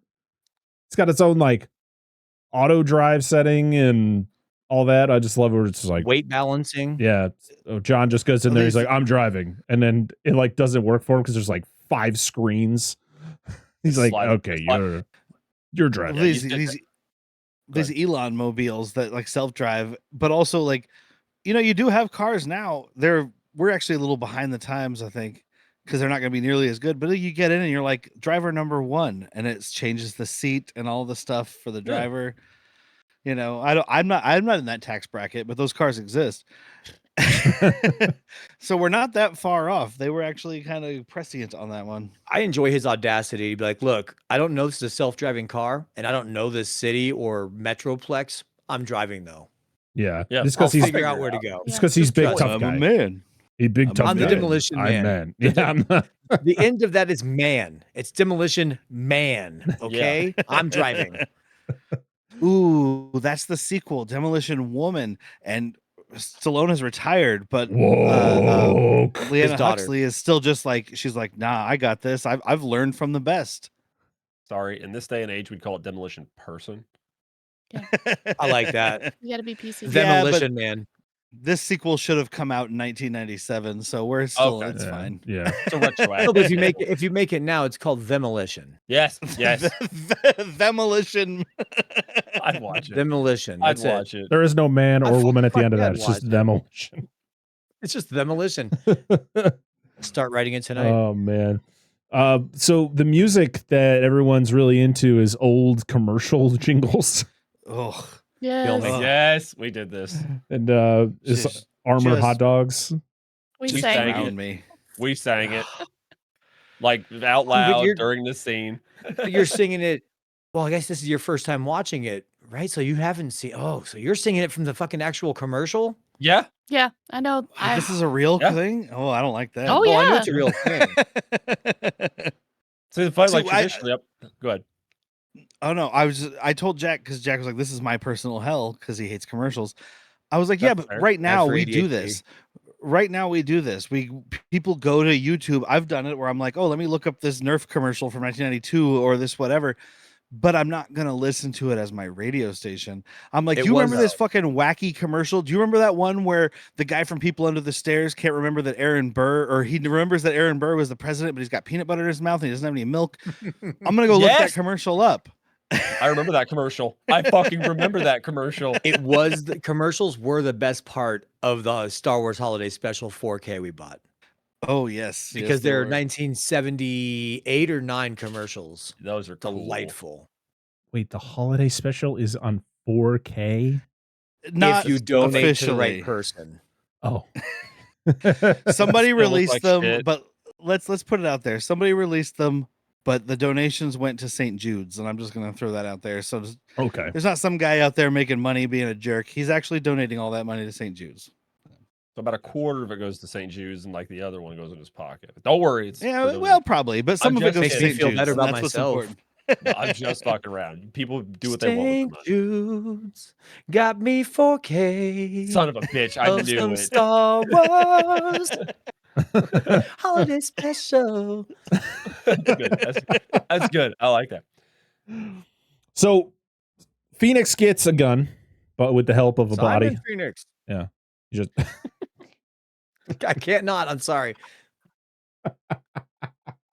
Killed me. But he ends up throwing this guy through the glass. He gets the gun. We have to get a excuse me, Rambo, I need this. I was like, and my wife walked in the room when this slide notes. I was like, did you get that? She didn't hear it. But I was like, it's because Sylvester Stallone's in the movie and he played Rambo, and she's like, oh, cool.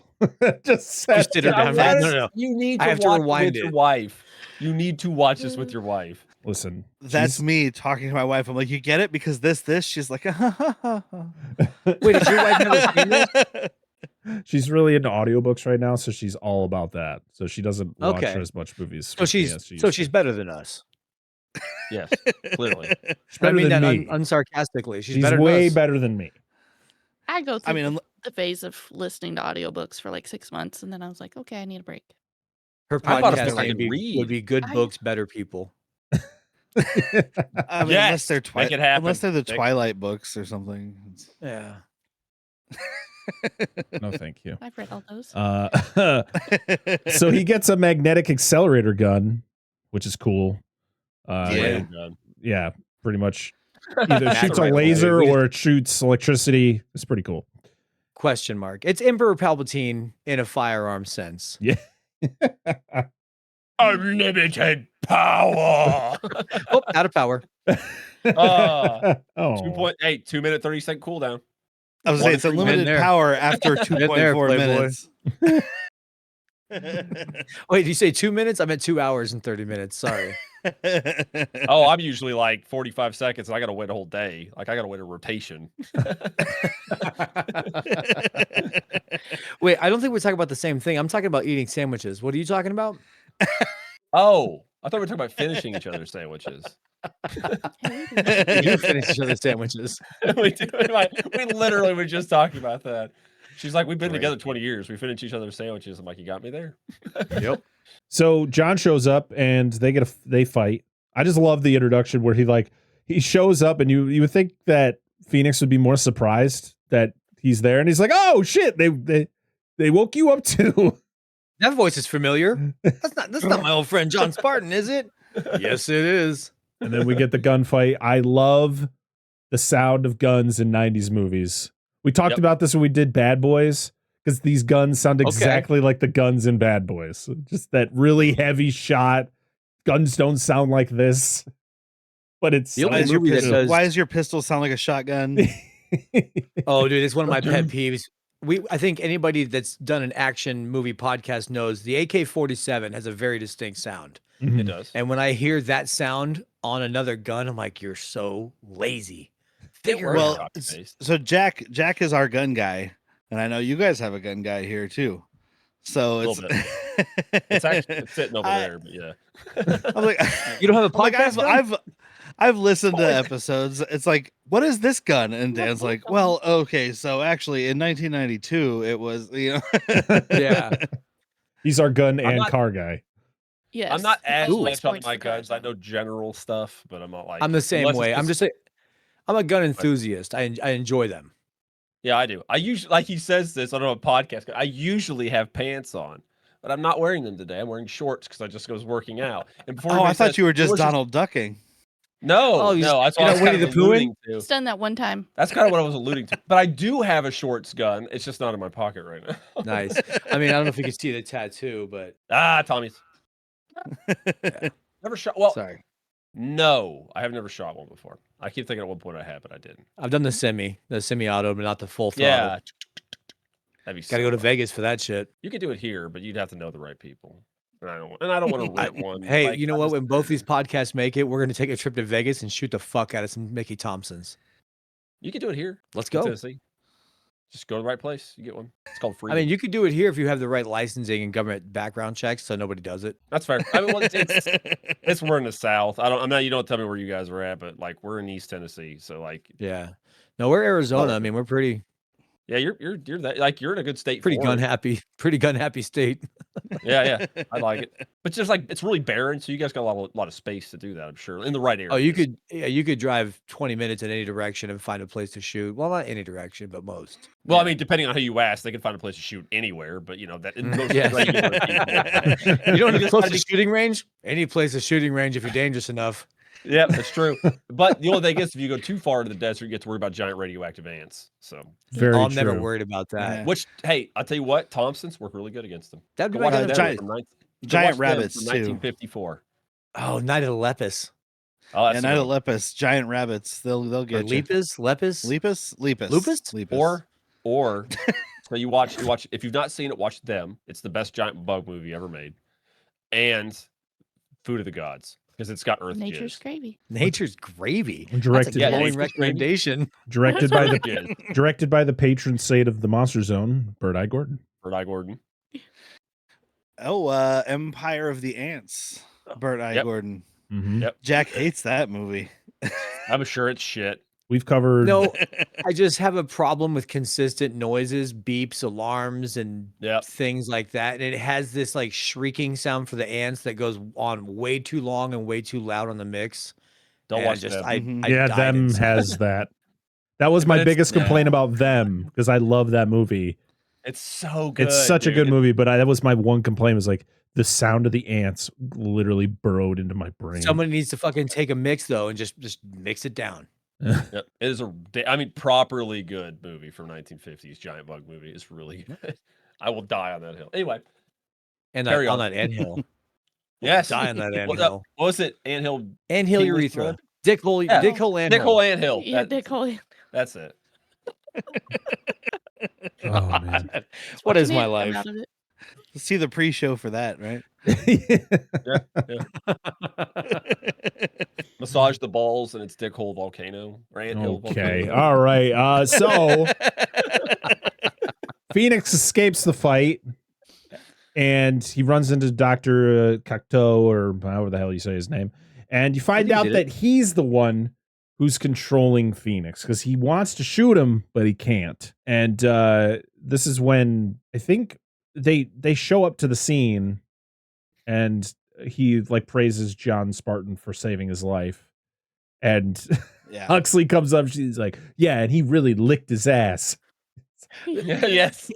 I love Kicked his Kicked ass. his ass. Oh, dude, I guys, love this, I this, love her stuff. this It's gag is this so running good. gag is great. So good. Because And there's a lot of- it's so cheesy and dumb, but it also just really works because Sandra Bullock does it well. Like it's shortly here. It's like, let's blow this guy. Stallone's like, away. Let's Away. blow this For the guy love of away. God. Hey, I just think she's an over sexualized character. Just like, hey, let's lick his ass and blow him. Yep. I agree. All I There's gotta some- say is it may be the hottest I've ever seen Sandra Bullock in my life. My For sure. God. Yeah, take Yeah. that maybe and chuck it out, my friend. Yeah. Whew. It's by far my favorite Wesley Snipes role. It's And that's saying a lot because I love Wesley Snipes. Mm. Yeah. We get the title of the movie again because this is where it's like, oh, you're John the Demolition Man Spartan. Like, oh my God, we got it. we understand. And I didn't remember. I didn't What you remember watching? how much they said it. I've seen this movie a bunch of times. It was last night that I realized I was like, God, they keep saying Demolition Man. that was the third time in the scene. And and Cocteau invites him to Taco Bell because that's like a luxury Pizza restaurant Hut. now. Uh, Or Pizza yeah, Hut in you're your saying version. it wrong, my friend. In your version, Pizza Hut. Taco Bell's better. Taco Bell's better than Pizza Hut all day, every day. Oh yeah. Yeah. I think I think a lot of the people dubbing in the Pizza Hut were the actual. I think they got Sandra Bullock to say Pizza Hut. I think they got Sylvester Stallone to say Pizza Hut. The guy doing Cocteau sounds like someone doing a bad Patrick Stewart impression. He's like, "We'll have to go to Pizza Hut." I was wondering, could you join me at a Pizza Hut? Why you say that like? Why you say it like that? Why? Why am I saying what weird? Why am I saying what way? I wanted to have a nice slice of pizza at Pizza Hut. Pizza Hut. I love. Oh, go ahead. No, go ahead. No, you first. Thank you. I love the just Stallone's reaction to this, like Taco Bell. Taco Bell. Okay. Yeah. I don't need help with diarrhea. What am I supposed to do with the shells in that situation? I don't think 3 shells is enough for that one, buddy. I don't have the 3 shell combo because it's too close. Like you can't get that. Oh my god. You know what? What do you mean? Do I Sylvester- want hard shell? That's a kind of question to ask. Stallone's thought on the 3 seashells makes even less sense because Taco Bell is the only food. Because it was 2 shells to pull that out. What are you pulling out? It's all liquid. Yeah, it's true. Yeah. I apologize to your listeners. No. Listen, they knew No, if you were listening to an episode of Demolition Man, you knew there was going to be a conversation, an in-depth conversation about the use of the 3 shells. It's important. It's part of the plot. If you do not have a conversation that has poop in it at some point, you're not having a good conversation. All right. That's why we have a whole segment called the Kaka Taka. We don't, but we're going to now after I said it. Yeah. Patent pending. They took it. Trademarked. Sent it to myself. Oh. It's in an envelope, sealed. So the captain's bright idea is, we'll just wait for another murder, death, kill to happen, and then we'll pounce. Like, what? Sounds like modern policing. Way to go. We'll just wait for another We're just kinda bad thing to stuck here happen. until he strikes again. Yep. Like, Oh, good okay. news. He killed someone. Oh boy. Somebody's news, really everyone. excited at the desk. Good news, everyone. Captain, come here. There's You're another never going to one. guess what happened today. I'm having such a good day. First of all, my hair looks great. Second of all, he killed again. Just saying. We gotta be happy about it, guys. Be well. Enhance your charm. Mhm. I hate those 2 words. So on the way to Taco Bell, you find out that at one point in time, Arnold Schwarzenegger was the president. Yep. Oh, yeah. And this is pre him governating. Yeah. Yep. No. I love that they include this. It's so good.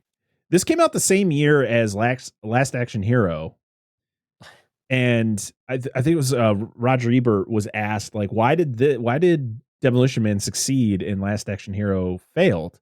And it's like, well, at the time, this is according to Roger Ebert, is at the time, Sylvester Stallone's career was taking kind of a dip. And this Has was he like, already done Stop or My Mom Will Shoot? yeah, I Yeah. think so. That was like early, that's a big like dip. 91, maybe 90. But his career was starting to take a dip. And this was a movie that kind of rejuvenated his career, where Last Action Hero was Arnie coming off of Terminator 2. And it was like, yeah, this ain't even close, pal. So that was like his, I love though that they include the Schwarzenegger for president. Even though It he's was not born in this country, we loved him. So Yep. He was It was right funny there. because First Amendment. I had forgotten about President Schwarzenegger, and when they did the Rambo reference, Jack said, he's like, hey, I'm glad it's just like a quick thing, that there's not like a poster for Rambo 12 or whatever. And I'm like, yeah, but if they had done that, Rambo would have been Schwarzenegger. And he goes, you Yep. mean President Schwarzenegger? And I was like, oh fuck. Oh my God. All right, it would have been Jesse Ventura, who then also shows up in this movie. Yep. yeah. I was like, funny you should mention Jesse the Body Ventura. Who watched this movie? He's like, I could be governor. Hell yeah, brother. I can do Minnesota. I'm just as good as my friend Arnie. I almost have as big a biceps as him. The hell you do? I told that person to measure wrong, so you're wrong, and you owe me a bottle of whiskey and a stogie. The biggest one you got. He started at the armpit. That's why it was bigger. Oh yeah. My stogie side of my mouth. So yeah, we're at Taco Bell, and I love when they walk in and they're playing a commercial jingle on the piano like it's a classical song. Jolly Green Hate Giant, it. baby. The Jolly Green Giant.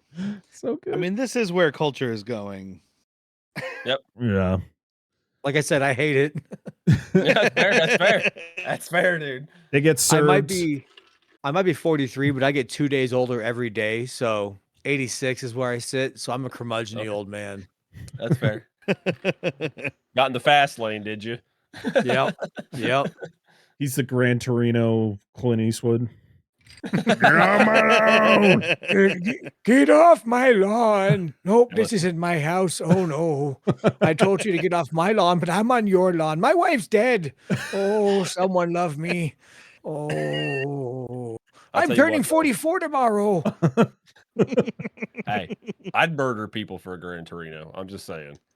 Yeah. I'll cherry it just out saying. like that. I'd take it. So we get tiny Taco Bell. I love it's like a platter of like just tiny food. Just a little tiny burrito, tiny taco. We don't like overeaters, man. Portion Yeah. control like a mother. Thank goodness I'm hungry. Yeah. I'm starving. Pass me that bottle of sauce. You got any salt? Salt's illegal. I don't like it here. Oh, I mean, minor detail, but I love when he wakes up. He's like, "Hey, get me a Marlboro." Benjamin Bratt's like, "You got it." What? A what? A cigarette? Any fucking cigarette? Oh, no! Don't use the C word. Salt is illegal. Yep. So meat. Yep. And hot stuff. So why don't we You have know what? Taco Bell? Count me the fuck out of the future. Yeah, Absolutely, This future dude. sucks, man. I'm going down No with Dennis thanks. Leary, dude. I'm gonna have me a rat burger with a bunch of Cholula on it. Yep. Yeah. My I agree with you, God. dude. It's perfect. Ratone? There's some explosions happening outside, and they got to go out there, and they see. I think they see Dennis white Leary, people do. right? Yep. John It was Spartan sniffs it out. Yep. He sees the little periscope thing pop up in the grass, and he's like, "All right, I'm gonna go do this. You call for backup. I just feel like punching poor people, so Yeah, I'll be right dude, back." Yes, I was about to say, I was like, I smell low income, folks. It's time for me to regulate the poor like old cops used to do. Yep. Well, and then the motorcycle too, the Mad Max motorcycle rolling by. cues And him nobody off, and he's notices like- it. Yeah, right. He's the only Well, it's one. because that they're knows- in their they're in their utopia. Nothing bad can happen, so they don't even pay attention to looking around them. My favorite Somebody should though. have been offended by the sound or the smell. Is that petrol? My God. Yep. I do love though Ew. I think it's Dennis Leary on the bike, and he's looking at John Spartan, and I was like, he looks at her, he looks at him, he looks at her, because it just keeps bouncing back and forth between them looking Uh-huh. at each other. You could Yeah. rescore this movie and make it a love scene all of a sudden. Yeah. Just- I don't want to wait.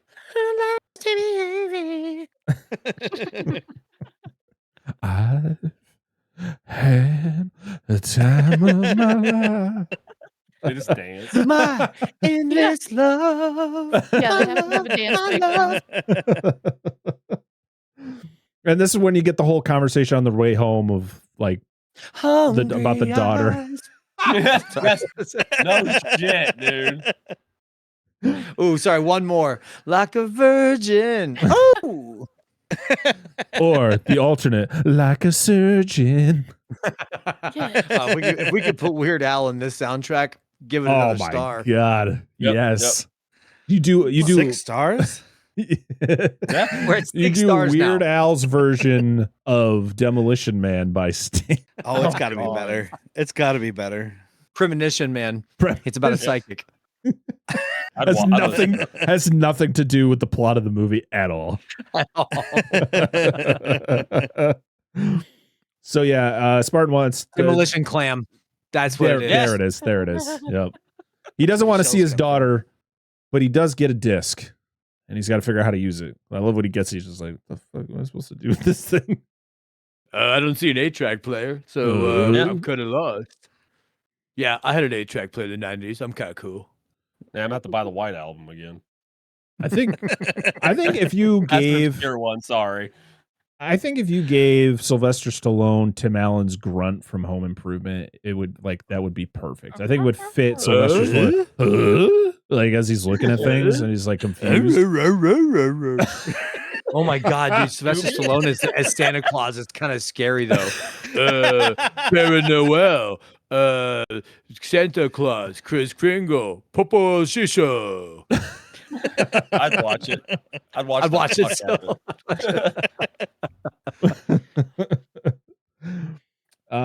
So Phoenix visits Cocteau and he's like, hey, if I'm going to do this job for you, you're going to wake up my friends because I got a lot of friends that are frozen back at that cryo prison. So you're going to do that. And Cocteau, I thought this dude was smarter than this. Like, did he not foresee what was going to happen to him in the future if he let Phoenix just woke up all of these deadly people? Every one of these guys are lifers that Demolition Man. Oh, said it. Put away. Like, I'm sorry. Did you program all of the serial killers to not kill you? Nope. You just did Simon Phoenix. And when that moment comes, he does a great job, dude. Like his face drops like, oh, fuck, dude. That was dumb. Yep. Because there's the guy that looks like Genghis Khan. You can't trust him. And then, from Bill and Ted at least. And then there's Jesse Ventura. You can never trust him. Nope. Like he has a rat these tail. guys out, dude. There's an actor. One of the Cryocon allies is his actual name is Rhino Michaels. Oh yeah. Rhino Mike. I like that. and I want to mention because it comes up later in my head at least during the poor people scene. Best way to describe it. One of the guys is in Stallone's face, and he's like, "You're gonna regret this the rest of your life, both seconds of it," which is one of the best one-liners.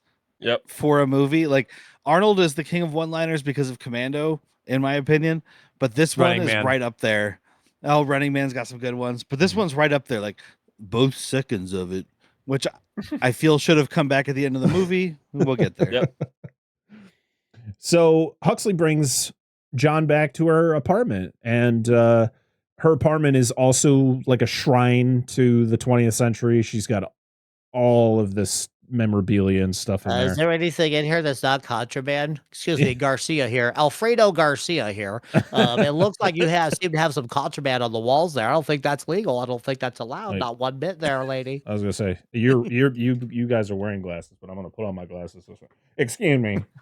Pardon me. I don't think Section 268. It would be 69, but we got rid of that number. It's just a dirty number. And the future 69 doesn't exist. Neither does 420. I think you know why.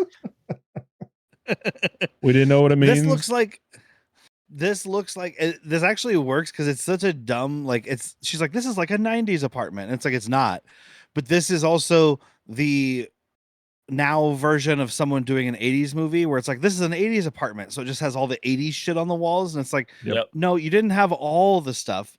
You had the stuff you liked. It's not you got like, well, over here's my Lethal Weapon poster, and over here is my Titanic poster. Like, you probably don't have both of those. Titanic didn't exist because 1997 didn't happen. It was all. But that's a weird Venn diagram. Those two don't intersect very well. Exactly. That was the best I could think of. Did somebody say Venn diagram? I'll change my name from Vin Diesel to Venn diagram. Yep. Graphically. Venn diagram in Fast and the Furious. Tax and the Serious. Yes. It's a real boring sitcom. It's just Vin Diesel looking at the camera like Jim from The Office. No dialogue at all.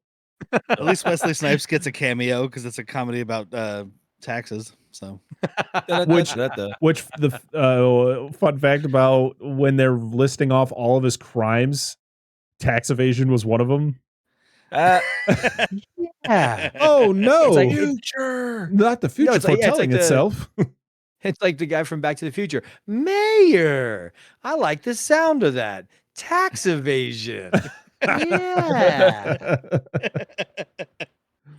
Yeah. Yeah, and she introduces him to virtual sex because I love the conversation where she's like, "I would like to have sex with you," and he's like, okay, yeah, Great." And it's just, should I say no the first time and then yes the second time, or what's the polite thing? I know that you're in your 20s and I'm in my 70s, but I don't know, like the age gap's kind of different when you've been frozen. Does it still count? I wasn't awake for those years, or was I? Who's to say? it's the Captain America thing, you know. He was frozen by for the like way, 70 years. If you're Yeah. not supposed to be able to like remember and have all these conscious memories while you're frozen, not much of a punishment. Like for Yeah. somebody that's a murderer, it's like, all right, dude, we're gonna freeze you for 200 years. All right, you're out. Now you can sew jackets for kittens. That's your fucking rehabilitation. Yep. Like, okay, cool. But they're probably gonna go back to doing bad stuff. Like they didn't learn anything. They're everyone they know is dead, but that's it. Yeah. They probably didn't even like them. I mean, he does say when he gets, he's like, you know, what was it like? And he's like, it was excruciating. He It's like- says that, and But I it's not believe him. supposed to be. But it's Yeah. supposed to be. Yeah, Cocteau says it's not supposed. You're not supposed to remember anything. So either they don't know, or he's an anomaly.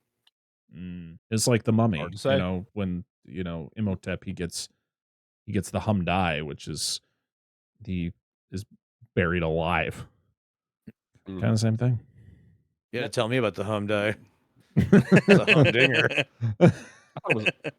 But this weird sex scene in quotations of just Where I think flashing. we get a plastic multi- sex doll.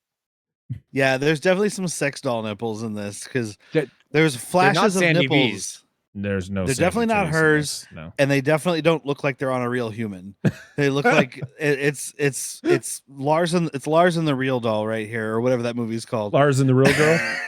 There you go. I said Real Doll, close enough. Sure, yeah.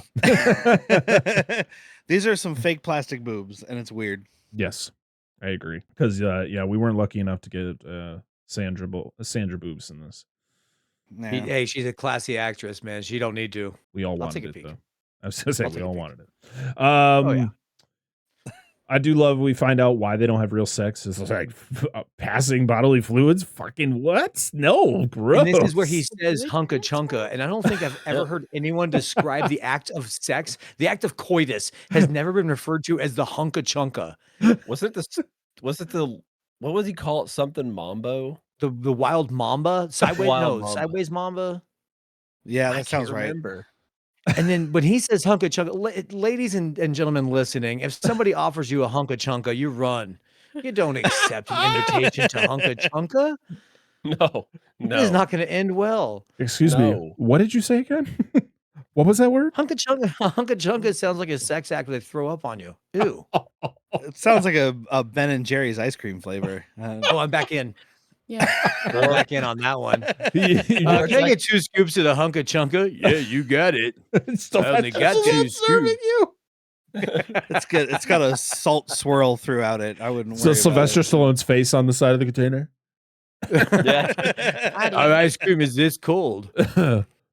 You eat it You from want a the- dish. you want the looks like hunka it's paint. chunka. Just- You eat it from under? it. You have to eat it from the back. Yeah. Oh no. Excuse me, sir. That's not how ice cream cones work. It is when I serve them. You ever heard of the beer bong for ice cream? It's kind of like that. Oh man. So yeah, she gets offended because he wants to actually have sex. He's very confused on kind of the whole process. And yeah, you find out like there's no physical touch. No fluid transfers. There's no fluid at transfers. all. There's like you make babies in the lab. Like it's If you just- have a permit. if you have you have a to get a permit. permit. If you Get have a a permit to fucking jizz. permit. This sounds That's I fun, want guys. to come. That's one small thing I can appreciate because she starts when she's telling all the stuff that's illegal. She says abortion's illegal, and I was like, "Well, that's fucked up." But then she's like, "But you can't be pregnant without a permit." And I'm like, "Well, all right, you're kind of balancing it. I can appreciate that." Judging how this society looks, they are a big practice. They practice eugenics for sure. Absolutely. Oh, This is not a yeah. utopia. This is a fascist state masquerading as a utopia. Yes, it is. Well, if you listen to people talking, that's what a utopia is. You know what? We'll just That's our show. You guys do your thing. Let's move on. There's some similarities in this future world, and I'm like, oh, too close to home, pal. The world is a scary place. So yeah, we're explained the rehab programs. We find out that John is a seamstress. He's pretty much able to knit sweaters and fix blankets and all of that. Communicate well with old ladies. Yeah.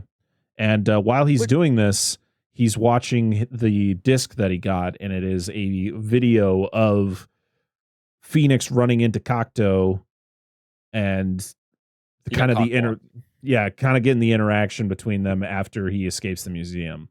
And he's like, He had you at gunpoint for he had you at gunpoint for 3 seconds. That's 2.5 seconds longer than normally kills somebody. Which also fit isn't really true. well. Which also isn't true though, because he was extra trained in being a super murderer. Like before he went into prison, he didn't just kill people who looked at him. He killed. He was a killer. Yeah. But we see his training regimen, and it's like super kung fu and like torture and all this stuff. But then there's, I swear to God, there's like, it's like goes through and it's like immediate murder, and I'm like, what's that one? Like it's like everybody like because he comes back when they bring him back, he's just more into killing every single person who he meets, and he didn't do that before. Otherwise, he would have been in prison a long time ago. It's scary. They couldn't get to him. He had his own block. It's scarier when you add super to a word. It's like super kung fu, super serial killer. Like Jesus Christ. I'm super serial killer. Super serial killer. So I just love how John's mad though. He's like, I'm over here knitting sweaters, and he's got all these skills now. Like he's stronger, he's faster. Like he knows computers. Yeah, which I'm jealous. Well, and I love Huxley's thing is she looks at his thing and she's like, well, that's not normal. And I'm like, no, clearly it's not. What's this your training regimen thing? I've never even heard instant murder. Super kung fu? Oh my God. He's got eye lasers. When did this get? It's fucking Cyclops. What does Cyclops protocol mean? I don't. Tax evasion's a real weird one to put in there. I don't think we should be teaching him how to do that. That's not natural. It's just a flashback to somebody just sitting down. It's like, don't pay your taxes. Then the guy just gets up and leaves. So it's like, yep. I'm taking that to heart. Solid using advice. that Thank for you. my life. There's no way this comes back to bite me in the ass.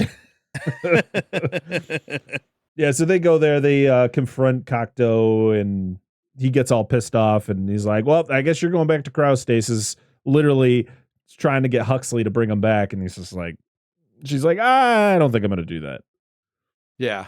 They're going to go after Phoenix, who Edgar is Friendly? they're going to go find Edgar Friendly because they know that Phoenix is like going to be near him because they figure out the mission that Phoenix is on.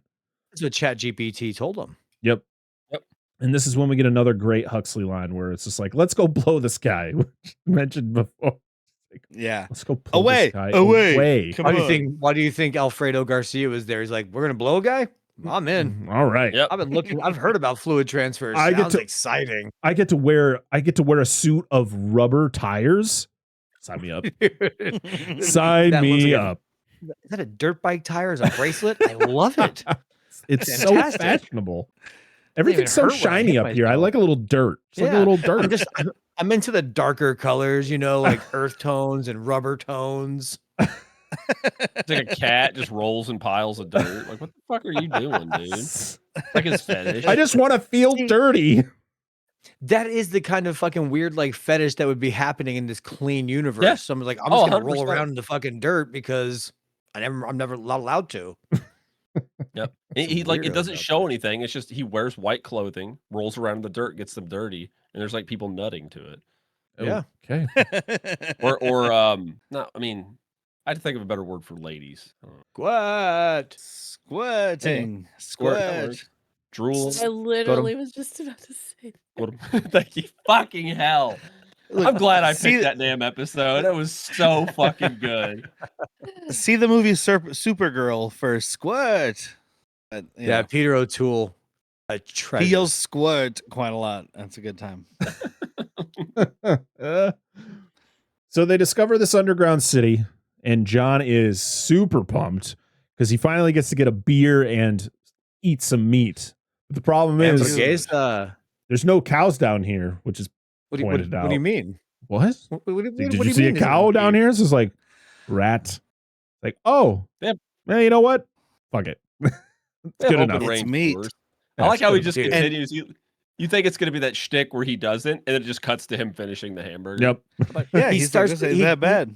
He coughs a little bit. He's like, rat, huh? But then fucking houses it. Yeah, houses that rat burger. Because it's the best thing you've had since you woke up. This fucking room temperature Budweiser and this fucking Ratatouille burger. Yep. Well, and I saw that originally, they need a partner for the Taco Bell / Pizza Hut product placement. Originally, they went for Burger King. Burger King wasn't interested. Taco Bell wasn't interested, or McDonald's wasn't interested. So I told Jack and my wife, I was like, well, we have a Hispanic woman who's making burgers. How much you want to bet the original script was her making tacos? But they were, because they thought they were going to have Burger King. And then they got Taco Bell and they were like, oh, now she makes burgers.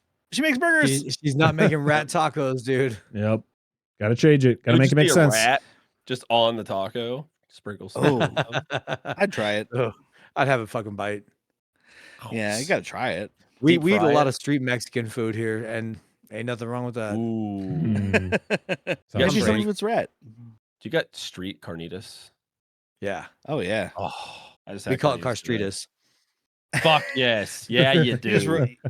You roll up to a food truck and you're just like, give me them carnitas. I don't know where it came from, and it's probably not carnitas, but I'll take it. Oh, I'm hungry as fuck. This taco's gonna save my life. Let's go. Don't give a fuck. Carnitas is my favorite Mexican food. Yeah, so good. I'm a big El Pastor fan. Oh, those are good too. Those are awesome. Very good. So we see a car, a 1970 Oldsmobile 442. I specifically wrote it down, and it's beautiful. It's beautiful. Yeah, she says. I started singing Jerry's a race car driver with a Bo Sifa sticker on his 442. He light him up just for fun. Yep. Thank you. Fucking Primus. And Friendly and his gang show up, and this is where we get this is where we get like the best shot of Jack Black, because he's one of the guys that's like standing next to him. Like, oh, this is where I saw him. Little boy Jack. Steve always hung around the mines, dude. Sewer's close enough. Yeah. And we learn like the true intentions of Friendly, that he's not like, he wants freedom. He wants freedom of speech. Oh, you mean, he wants all. You mean when he does like a tight 3 minutes and drops a quick album clip? Yeah. Yes. He fucking does. No. He does. Is this a promo? Is he cutting a promo? He's just riffing out here, dude. Well, as we mentioned, this was my wife's first time seeing this, and as soon as he did this little rant, Whitney was like, "Oh, that's why they hired Dennis Leary." Yep. They didn't write this. They were just like, "Say some '90s stuff," and he was like, "Yeah, I want to have a fucking bacon sandwich with a cup of black coffee. I want to smoke a cigarette inside of a cigar. I want to shove it up my ass and do a handstand while I butt chug a Corona because I'm a fucking American. That's what I want to do. I want to piss in the fucking toilet seat.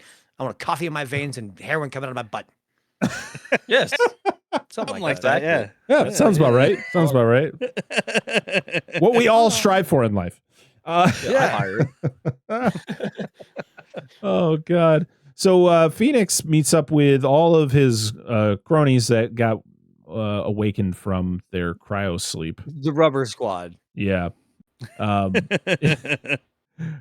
Everybody's wearing like the dopest version of Mad Max armor they can fucking find. But it's all bicycle tires. And you're a bandit. It's all little kids' bicycle tires. It's all different colors. Look, there's not a lot of options, dude. Very true. Realized after like the tire wars and stuff went, the only brand that survived was Trojan, so it's just Trojan tires. This smells a little prophylactic-y. Yeah. So we, he wants to kill Friendly. He wants to kill John Spartan. And then he looks down. He's like, well, this was easy. This is my, I must have done something right in my past life. 2 for 1. Can't imagine what it was though. Yeah. I actually really appreciate because I mean, it's almost 2 hours, right? So like, I appreciate just the quickness of like, oh shit, there's the people I'm looking for. Let's just fucking do it. Like there's none of this like we're searching, we're doing whatever. It's just like there's the guy. Don't worry about it, movie. Move on. Then everybody has stormtrooper aim. Because no one gets shot.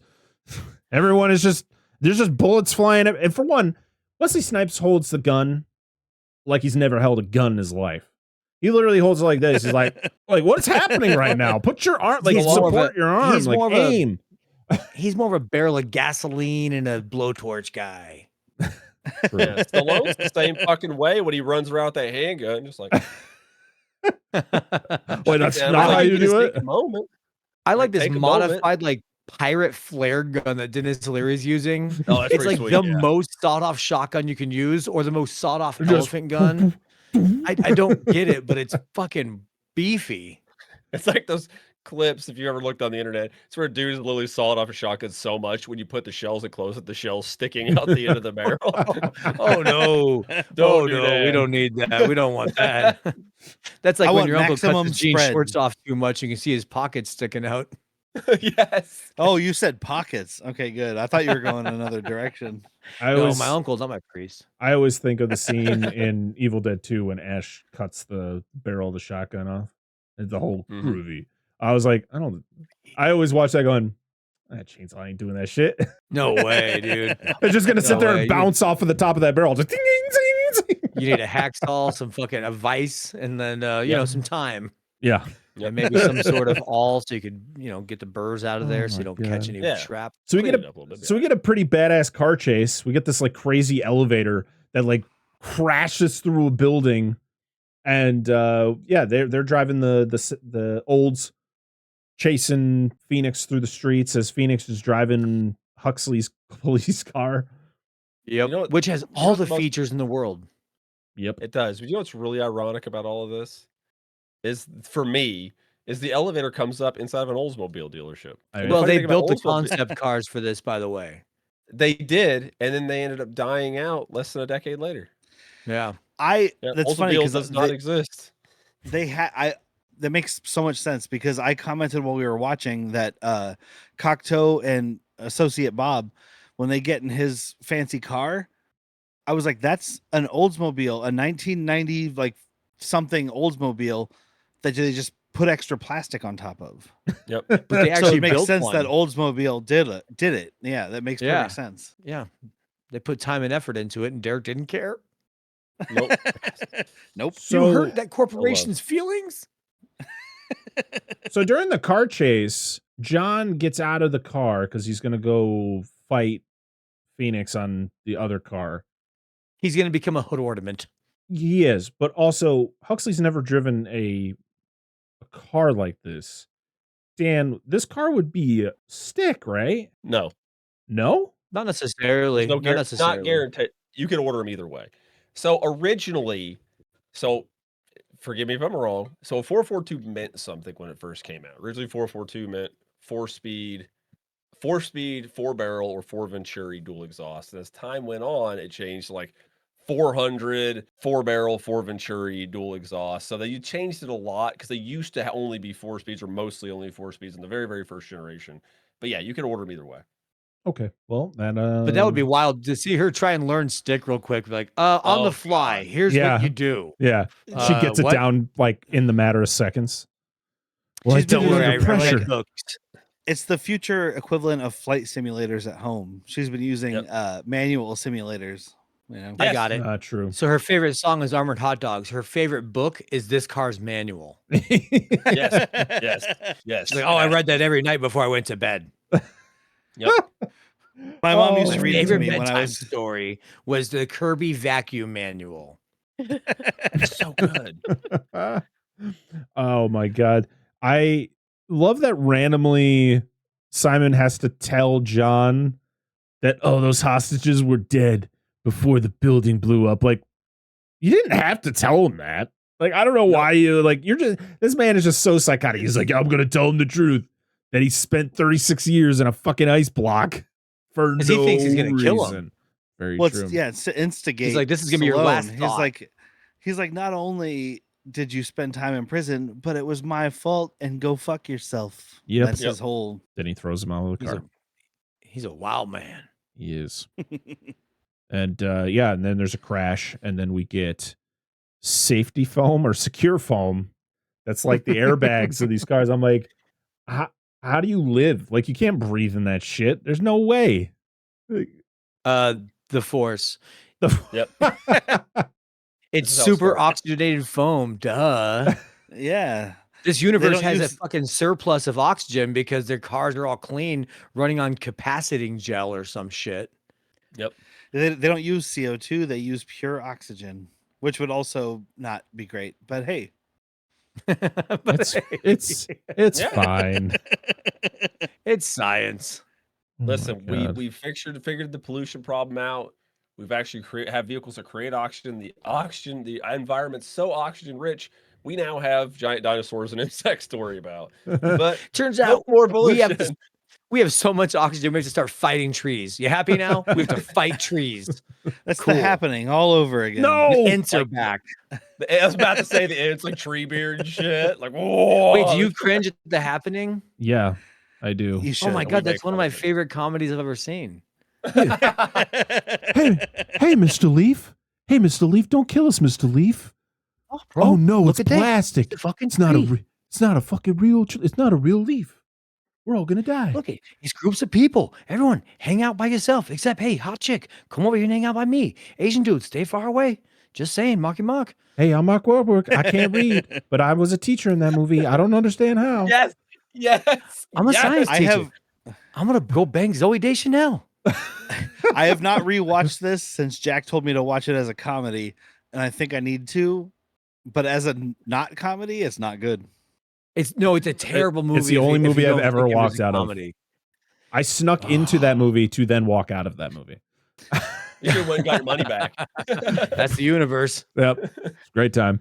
The Cineplex. Friendly shows up with his friends to go after Phoenix. This is where take this job and shovel it. Shove it. Are his followers called the Friendlies? That's what they should be. All right, friendlies, roll out. Friendlies, roll out. Roll out. They sound like a fucking wrestling group. Tag me in. Take this job and shovel it. He's right. When he's like, close enough, I'm like, it is. It's one letter. Oh, that is the one where he's like, yeah, close enough. Good. Yep. I like it. But this is the best. This is the scene that goes, well, you asked for this, idiot. Is when Phoenix shows up to Cocteau's office with all of his fucking cronies, and he really wants to kill this guy. And fucking Cocteau knows he wants to kill him because there's one scene where he's like fucking, oh my god, if I could just pull this goddamn trigger right now. And rubs it in his face. But then he goes, to kill me. But in this scene, he just goes, we're going to Pizza Hut. yes. But in this scene, he literally looks at Jesse Ventura and goes, yeah, kill him. And is like, oh, okay. Fucking kills him, picks his ass up and throws it in that giant fireplace. Like sand. Dude, right in that Citizen Kane fireplace. Like, dude, it's was so funny. Fucking good. I was like, we love good dummy work. And when you see this guy's leg bend backwards, like that's good dummy work. Yeah, it's so fucking good. But it was just the fact is like this guy he thought he was so smart. This man literally created this quote unquote utopia, but yet made the very minor error of letting a serial killer let all of his serial killer friends loose. I mean, if history's taught us anything, fascist megalomaniacs don't have their lives together. Very true. Nope. Maybe you should have true. converted somebody that was less volatile. Like, could you have found like a carjacker that was frozen in there? It was a little more stable-minded. I mean, one of you brought it up, like chip everybody that you thaw. Just chip none of anyone thought out from this time on can't kill me. How's that? Yeah. Anybody that goes in the prison can't kill me. He's just fucking typing it up like, all right. Well, before I let them all out, I need a list. I need everyone's name. Jeffrey Dahmer. I love that guy. Oh, Jesus. That was a line we didn't need. I want you right. to put a chip in there and no takebacks. Yeah. Why didn't they just thaw out, like we talked about earlier, why didn't they just thaw out Memphis Reigns? for the remake of Gone in 60 Seconds. man. Like he's Yeah. all you have to worry about is listening to Lowrider, which nobody likes. that Donnie song anyway. Lowrider. Lowrider Donnie. And then make him a killer, Love. and then you kill him, and then you program him to go back in the icebox. So it is- somebody had to Go ahead. point out the fact that the Jeffrey Dahmer line, Jeffrey Dahmer was dead before this cryo prison was created. He So was frozen. Not in Wait, this you- universe. Not No, in but this he- universe, yeah. yeah, I guess. And his last words were, "You won't put me back in the cooler." I'm sorry. He was a big fan of Arnie's. Yeah. Come on, Mr. Ice Guy. They All always right, told me I was a everyone, pretty chill. chill guy. What killed the dinosaurs? The Ice Age. My favorite rapper is Vanilla Ice. I think you know why.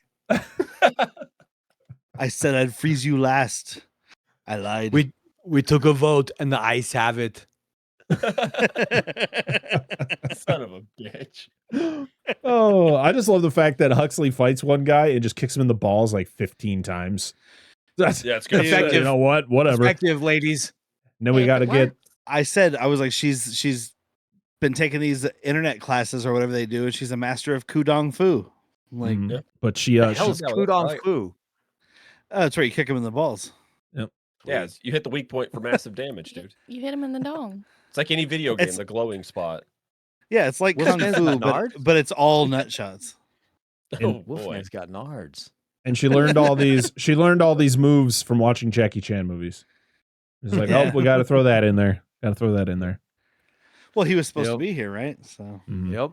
He still is. Could we got Jet Li? Was he not around?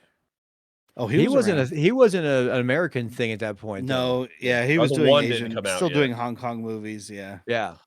Such a good movie. And Papa Roach wasn't Yeah. as big yet, so we didn't have that connection. So. Oof, man, times were great back then. Yeah, damn right. So Phoenix's whole plan is he's going to let out 80 like lifers, is what they call them. Multi-lifers. Mm. And Multi-lifers. You fucked up so bad you're frozen for everybody's lifetime. Just kill him at that but point. why though? Yeah, what is the point? Yeah. What are we doing here? The resources to keep somebody frozen. I mean, I got a freezer I run that's more expensive than I want. You freeze them and just ship them off to Antarctica. Yeah. They'll stay cold. Yeah. They'll be all then right. they can fight the thing when they wake up. Yeah. Yeah.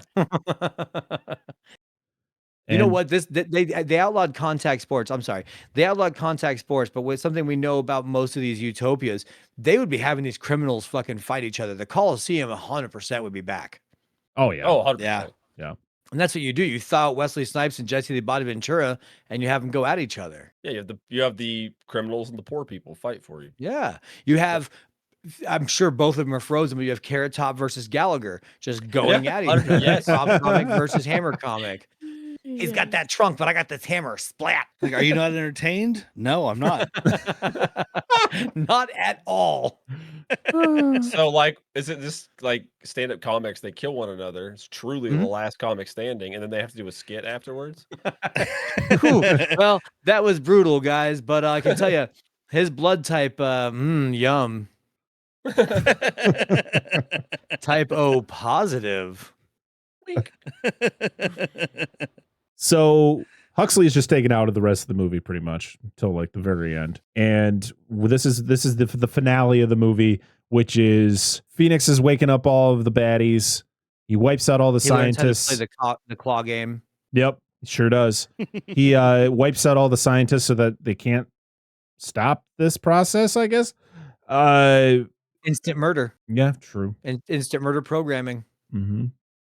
And this is where we get the line, "Oh, are you familiar with the long arm of the law?" Oh, he picks up- I am the law. I am the law. I am the law. Oh. I am the law. I'm an FBI agent and I am the law. I was going to say, the way he said it just made me think of Keanu Reeves. I am the law? I am senile Judge Dredd. I am the law. Me?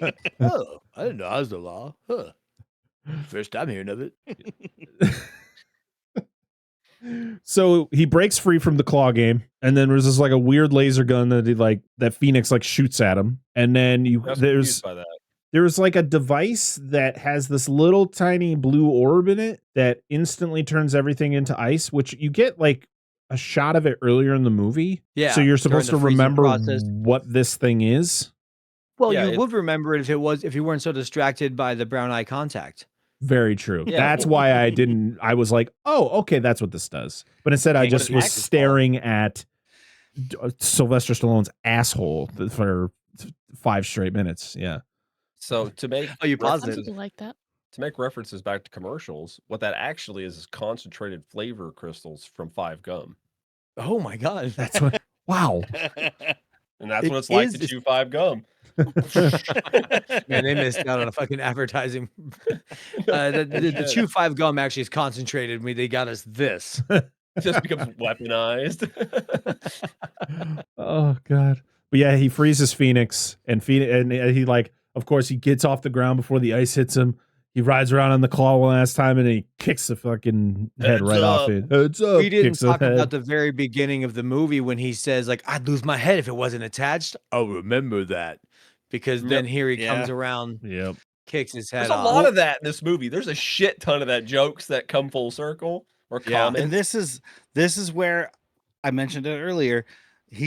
Stallone tells him, you're going to regret this. And it's like, this is where he should have brought back. You're going to regret this for the rest of your life. Both seconds of it. And then he smashes the thing and freezes him. Perfect callback. And they didn't get it. That's the only disappointing part of this movie. That's fair. No, variety is the ice of life. Wow. Yeah. Yes, please. Just randomized fun. It was funny though when he kicks the head off. I was waiting for the head to like fly across the room, but instead it just kind of just casually falls off, and it bounces once before it shatters into a million pieces.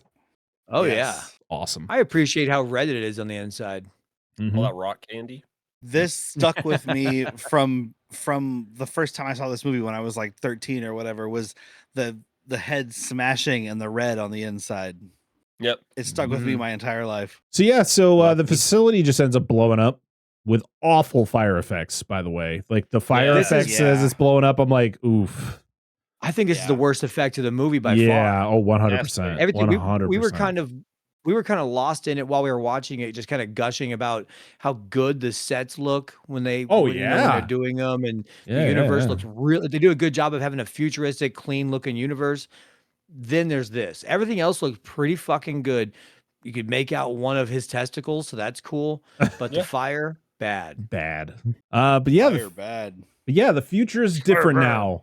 Huxley and Spartan can make out, and we are left with the goddamn question of what the fuck is with 3 seashells. Yeah, which is great. You know what I wish? One thing, if we can go back, when they're having the road fight and Stallone tosses Snipes out, I kind of wish that rubber costume would have kept him rolling, because he's made of tires. Like, just keep on going, like, I'm out. That's the origin of rubber. Sorry, John. Wasn't actually a tire. It was just Wesley Snipes the whole time. Wesley Snipes doing a reboot of Rubber is what this world needs right now. You don't realize what they also programmed into him was psychokinesis, and he didn't realize it until he became the tire. Yes. He's like, oh, shit. I didn't know I could do that. Then the movie, the credits roll, and we get Sting singing his new rendition of Demolition Man. I've never heard the original, so I didn't really care. I listened to it. I was like, neither have I, but I definitely stuck around in the credits because I was like, I have to find out what this garbage song is. And then it said Sting, and I was like, what is happening, Sting? The original Police one's a lot better. It's more of that guttural reggae. What happened to the red light, man? You don't have to put on the red light. I'm glad you did. But that's it. That is the plot of 1993's Demolition Man. Ow, ow, ow, ow. Have we got a podcast for you? Bad movies, worse people. I mean, look, you like getting a couple beers in you, watching a bad movie, and yucking it up with your friends. That's what we're doing. We have microphones. We have great impersonations. We have bad impersonations. I think it might be one of the best podcasts I've ever heard. That's the best podcast I've ever heard, fellas. And I ain't lying through my giant teeth. There's a sample. Yes. You can find us anywhere. badmoviesworsepeople.com. Come check us out. If you don't follow us, we will follow you home. before we get to our final thoughts, I do have to shout out a few things. There was a Super Nintendo video game and a Sega Genesis game of Demolition Man. And a Sega CD one. And a Sega CD, yep. And there were comics. I almost forgot to mention this, but there were comic books that started coming out in late 1993. And the only reason DC, written by Gary Cohn, and art was done by Rod Wigman, and covers by Kevin McGuire. The only reason I mentioned those is because our good friend Daniel Collins from the Geeks with Beard podcast covered it during the month of action. And so I figured I would mention those comics. There was a pinball machine. There was a novelization, which every fucking movie got novelizations. There were toys of this. There were, which I guess the action figure was just a repurposed He-Man. Oh, that's awesome. That is awesome. Fail safe, I guess. Yeah, it was. It says Demolition Man action figures and vehicles released in 1993, produced by Mattel. The toys were based on the New Adventures of He-Man styles of figures, so not repurposed, but they were like in the same design. Oh, and the New Adventures of He-Man. I remember that one. That was later than that Masters of the Universe one.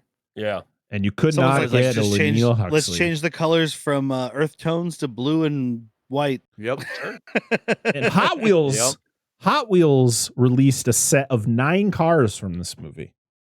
Ooh. And they're all Oldsmobiles. Mm-hmm. Every damn one of them. Yep. Yep. So The yeah, only one that looks good is the 442. Yep. The rest are garbage.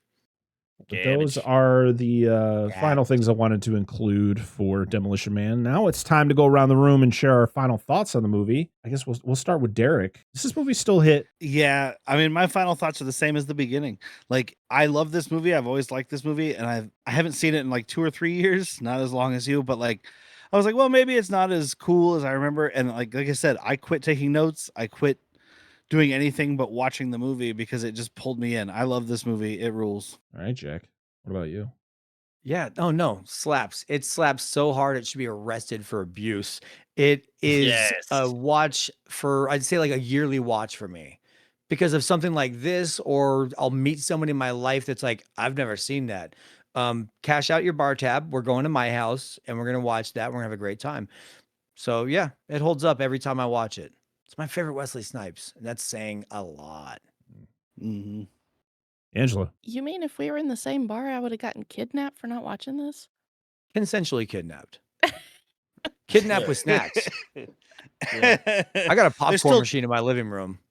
There's also still drinks. There's also still drinks. And there's still drinks, yeah. Yes. You're not kidnapped, you're kid snacked. Nope, that sounds bad. Nope, we'll change that. I was about to say I don't know which word I like better. That one was not that. For being the first time, this is great. I loved it. We watched it yesterday? Yes. And I've quoted it several times since then. Hell yeah. So worth the watch. Go watch it, please. Dan? Yes. Yes. That is your name. No, I love it, dude. It's great. I love this movie. It's still fucking hilarious. I could while I was sitting here watching it, my eldest walked in and we were already at the end of the movie. I was like, dude, just go in next time you're here with your girlfriend, just fucking watch this movie with her. It's hilarious. I tried to get my youngest son to watch. Just skip the booby part. But watch that with us because he would probably find it funny as well. And it's just Did you say skip outside the of a little booby bit. part? Yeah, the lady that It's quick. phone boob. calls him and she's naked. Oh, that's right. I didn't even mention that. Yeah. It's a blink and you miss it. Yeah. The part Yeah, that we rewound 3 times because Jack missed it. Yeah. I kept telling him I missed it. I just wanted to see boobies more. Yeah, nothing wrong with that. So like that center section where they're like, VR sex, which you do nowadays, you just get like an old cock siphoner on there and put the headset on. It's the same shit. What's happening? Cock siphoner with the fake sex. You could do that. Wild nowadays. household over there, my friend. I'm just saying it's a thing you could do. His side of the house, not mine. Yeah, anyway, so what I'm saying You is guys live like the Odd Couple, where you just put a line down the middle of the house. pretty much. Earl's side's always suspiciously larger than mine. I don't know. I was never good with that kind of stuff. So. From the Yeah, I one was. that sleeps on my side of the bed. I don't even get a side of the bed. This isn't It's true. it's his. Anyways, Well, I have this a cat. I get it. Yeah, like our cats do it too. Anyway, The point is, you skip the sexually driven part in the center, and you just watch it. It's a fucking if you're worried about that, but it's a great movie. It's fucking hilarious. It's great. The characters are fun. The action's engaging. It's just there's always something going on. More people need to watch this movie. I don't say it's not lost, but not enough people talk about it. It was panned by critics. Like people were like, "No, just another fucking Stallone schlock," and I don't think it is that. No, I don't think so either. Oh man, this movie is still fucking blast, man. This is I gotta agree. This is probably my favorite Wesley Snipes movie, other than Blade. And it's like two completely different performances. So it's like two completely different actors because it doesn't even feel like Wesley Snipes in Blade after watching this. Like, oh shit, who is this Wesley Snipes? This is fucking badass. It's so fun. It's funny because like you're watching it and you're like, man, this movie's fucking stupid, but like in the best possible ways because of like the plot line of like the future and just how dumb it is. And just the fish out of water situations are perfectly done. And it's just a well-rounded movie in every aspect, like perfect casting, perfect setting, perfect plot. Like it's just so fun. I'm glad we didn't get a Seagal. Oh god, Van Damme. Yeah, almost every action movie we talk about, it's like who else was considered? Steven Seagal, probably worse. I mean, this was Steven Seagal's. Like he was still doing movies everyone was going out to see. Like right, this is before Under Siege 2 and after Under Siege 1, which means people still cared. Yes, so that's the measurement. But I mean, this movie didn't do well. I mean, I think it made like 58 million, but like it made with an entire generation, made 159 million. Oh, really? Okay, yeah. So it actually did well. Okay, but I like an entire generation of people I know are like, yeah, fucking Demolition Man. Man, like maybe they weren't old enough Demolition to go to the theater Man, and buy tickets. Exactly. But it's like there's people narrated who grew up on this movie. Demolition Man. Oh my goodness. Well, now it's time to go over to social media and see what you all had to say about Demolition Man. We're going to start over on Twitter, where our first one is from the Semi-Skeptic podcast, who says, "Scrape and scoop. That's what I say." Yep. The Rad Revival House says the 3 seashells likely function as bottoms for a bidet. At least we hope that's what they do. Buttons. Oh man, the big Nick J just says, "Still haven't seen this. See it. Fix it. Yes. Do it. Fix. You should have turned this podcast off, watched, and then turned the podcast back on. My comment to him was, "Do it." Yeah, it was. Yep. Oh boy, this name is a Spanish name, so I'm going to absolutely butcher this.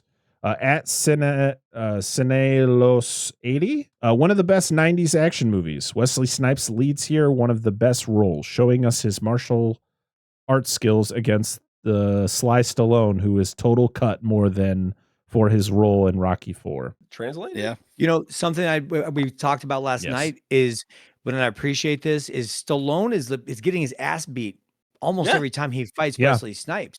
You know, it's very Rocky, where he's not better than him. He's just tougher than him. And I appreciate that because we don't get those action movies now. Now we have Jason Statham, and I won't take more punches than the other guy. We got The Rock, who won't take more punches than the other guy. We got Vin Diesel. Like, all these guys now are like, no, I'm not going to get beat. I'm going to win every fight. Which is lame. This is why action died. I want to see my hero get his ass beat and then come back and win the day. Yes, exactly. It's a hero's journey. It's a little version of a hero's journey, man. When The Rock just like, oh no, he's in the hospital because he broke his arm. He's like, I didn't lose. It hurt. I had to get it Also, fixed. let me shatter this cast. The doctor said it's okay. Yeah. I just got a boo-boo. I needed a Band-Aid. At Darth Emick says, I always thought it was soap, water, air blast to dry. Yes, motherfucking. I'm gonna shout him out. He doesn't comment all the time. Motherfucking Mike. Thank you, sir. Well, only Thank Sith speaking Mathis. absolutes. Yes. And That started with always. At Mr_J300 says, I like this movie. Always short and sweet. Love it. Appreciate it. Good. All right, going over to Instagram. We got a couple over there. One of them is from Big Bad Wolf A84, who says, if there was anything you guys needed to dissect, it's definitely the seashells. We hope we didn't disappoint, because I feel like we discussed the seashells. I would use the seashells to dissect the seashell scene. You got to scrape a little bit of information out of there. I'm going to scrape these layers here. You're going to see me doing like a how-to of like how to use the 3 seashells. Just going to be a shot of my ass. Freeze frame on that with some like epoxy style resin. Yeah. Oh my God. Cable out of that. Dewey Pod Monster says you use the seashells by putting them in the butt. Directly in the butt. You're not wrong. If you got hemorrhoids, you're not. Fistful of seashells going in. Oh, that's what Rage Against the Machine meant when he says rally around your family with a pocket full of shells. He was getting toilet paper in the future. Oh my or he's God, implying we that his figured it family out. needs, or he's implying his family needs to do a better job of wiping. Very true. He's like, dude, you and all your friends get around your family, teach them how to use the shells, please. Yeah, properly. We have one over on Facebook from Kevin Gordon who says, best part about the future, Taco Bell is gourmet. We're just ahead of our time now. Give him time. Very true. We're living it, man. We got one over on Threads from Splatterfilm 69 who says, excellent film that needed a part 2. Agreed. I think there was an idea for a sequel. I think that Sly had mentioned it back in like 2020, but there hasn't been any news since. Let's see. Did we get any over? I mean, at this point, if we do it, it's going to be with Glenn Powell and Jenna Ortega. Probably. We got one over on Blue Sky from CNET Reviews. Our patron, Jason, who says, is it good? Haha, no. But is it fun? Absolutely. Bonus, Sandy B. And it's just a gif of Sly eating his rat burger. So, and then we got a few over on the Dissect That Film Discord. One is from Spicy Dan. It says, Demolition Man is an awesome ride. Besides Rambo, it's probably my favorite Stallone role, and Snipes is great as Simon Phoenix. 3 seashells. Simon Phoenix. And then he says, don't forget to mention the comics. I almost forgot. And I remembered, Daniel. So if not, you would have got it then. Yep. And I got to keep scrolling to figure out the next. Let's see. Oh, Lo Wang says, I'll save y'all the 500-page thesis on this. Demolition Man is the greatest action experience to come out of the 90s. Snipes is perfect in this alongside Stallone. I could not ask for a better pairing of adversaries. And let's not forget Sandra Bullock. In the words of Joey from Friends, how you doing? 10 out of 10 would eat rat burgers again. Yeah. Send me the long version, please. With citations. And Charlie from Give Me Back My Action Movies says Demolition Man is my all-time favorite action movie, and he shared a picture of I'm guessing a vintage poster and Sweet. the Demolition. I'll show it on screen here, but the Demolition Man action figure. Ooh, sorry, the camera's garbage. The glare. Yes, so bad. You can check it out on the Dissect That Film Discord. So if you're in there, you can see that without seeing it on the screen right there. Yes. But that is it. That is everything Demolition Man. Before we get into the final fun stuff of the episode, I want to thank Derrick and Jack for being here to talk Demolition Man for a very, very long fucking time. This is a very long episode, and you know what? I'm not even mad about it. I tend to do that. I apologize. No, we do that as well. Yeah. We get these once in a while. Movie like this, this is a movie you want to talk about. This is why you do a movie podcast at all, is because of things like this, in my opinion. Yeah. So thank you for having us. This is a fucking treat. Oh, absolutely. Yeah. You guys are definitely going to be coming back at some point soon. But can you share with us where we can find your podcast? What you guys got going on? This will be out in like mid-November. So if you can think of what you're going to be doing at that time. We'll be right in the middle of Derrick's birthday month. There you go. Yes, it's my 40th birthday, so I picked a bunch of shit that I like, and so far we've recorded 2 of the 5, including Patreon, and it has not been a shared enjoyment. But you can find Bad Movies, Worst People anywhere you get podcasts. Literally, it should be on any service. If you look on your service and it's not there, send me an email and I'll fix that. Or you can go to badmoviesworstpeople.com and find it. And all through November, we're talking about stuff I love. So we start with a Nick Cage movie, and then we did an Ozploitation movie, and then a Cynthia Rothrock movie. And I can't tell what the last one is yet because Jack doesn't know, and I'm surprising them each week. There you go. I'm not going to lie to you. If you told me right now, it'd be a surprise next week. All right. Well, then it's an Eric Roberts Lifetime movie. So you can come find us anywhere, Bad Movies, Worst People. And we have 2 shows on that feed. So there's Bad Movies, Worst People and Han Took Shots First, which is our Star Wars show.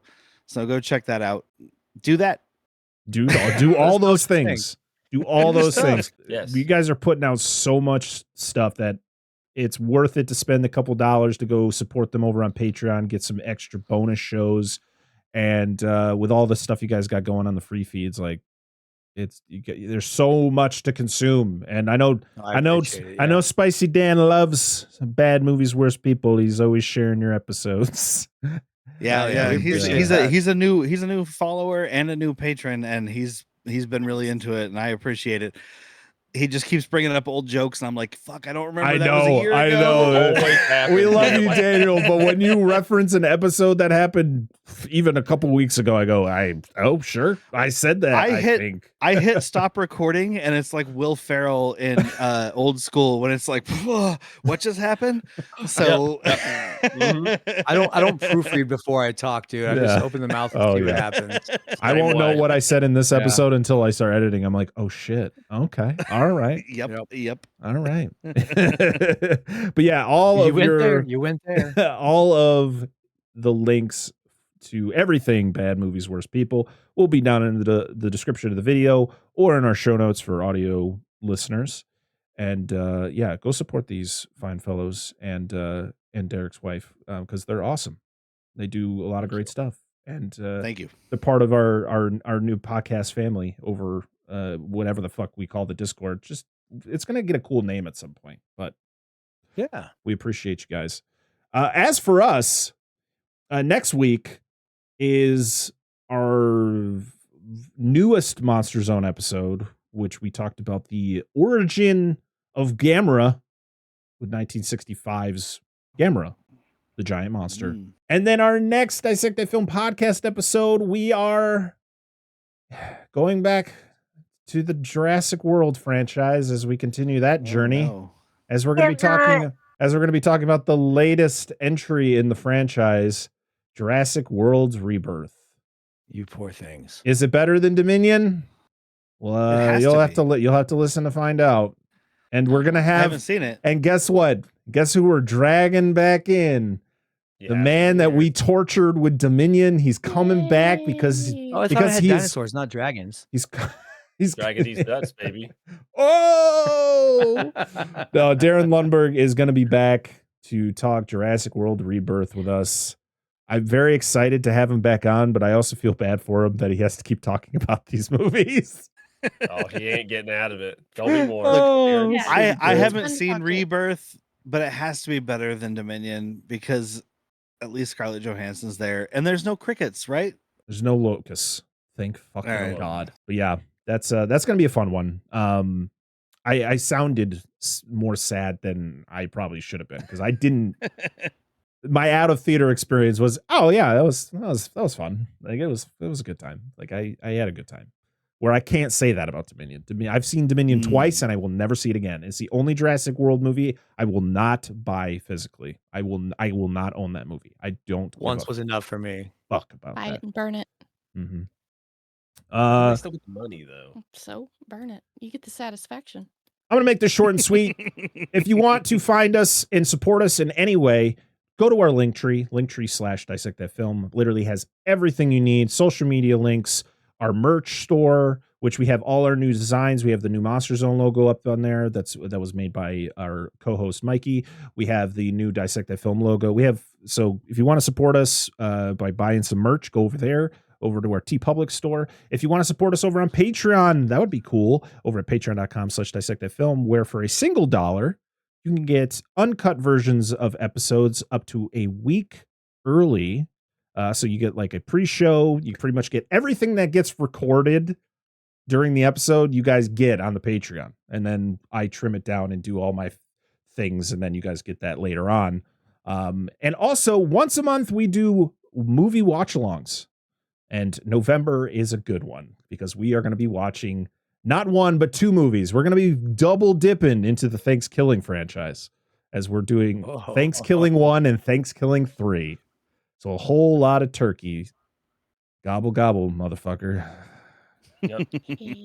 So yeah, that's only for $1. So we think it's worth it for you to go over there and support us over on Patreon. But if you can't do that, that's okay.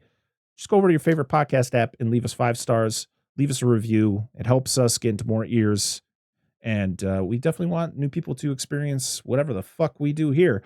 And lastly, go to our YouTube channel, youtube.com/dissectedfilm, and watch the video version of the show where you get to see all of our faces and whatever the hell we're doing here. And make sure to like, comment, subscribe, do all the fancy stuff. All right. Lastly, I got to thank the wonderful patrons over at patreon.com/dissectedfilm. We have Dustin Elkins, Billy Joseph Jr., Rudy5453, Bucket of Chum, the Sharp Movie Podcast, Corey Morissette, Daniel Collins, Jordan Champion, Lo Wang, Doom Generation, Angela, Dissect That Dan, The Baron's Hideout Podcast, Eric Stein, Robert Stewart, Jason, Anna Presley, and Lone Wolf. Thank you so much to everybody who supports us over on Patreon, and thank you to everybody else who supports us, period, because without you, this show would have ended a long time ago. But until next time, I'm Brett Parker. That is Dan and Angela of DNA Gaming. And that is Derrick and Jack of Bad Movies, Worst People. And this has been another episode of the Dissect That Film Podcast, episode 222. See y'all again on the next one. Bye, everybody. My boggle. Bye. Yeah, got to do this. Bye. Be well. Be well. Be well. Be well, podcast. Be fucked.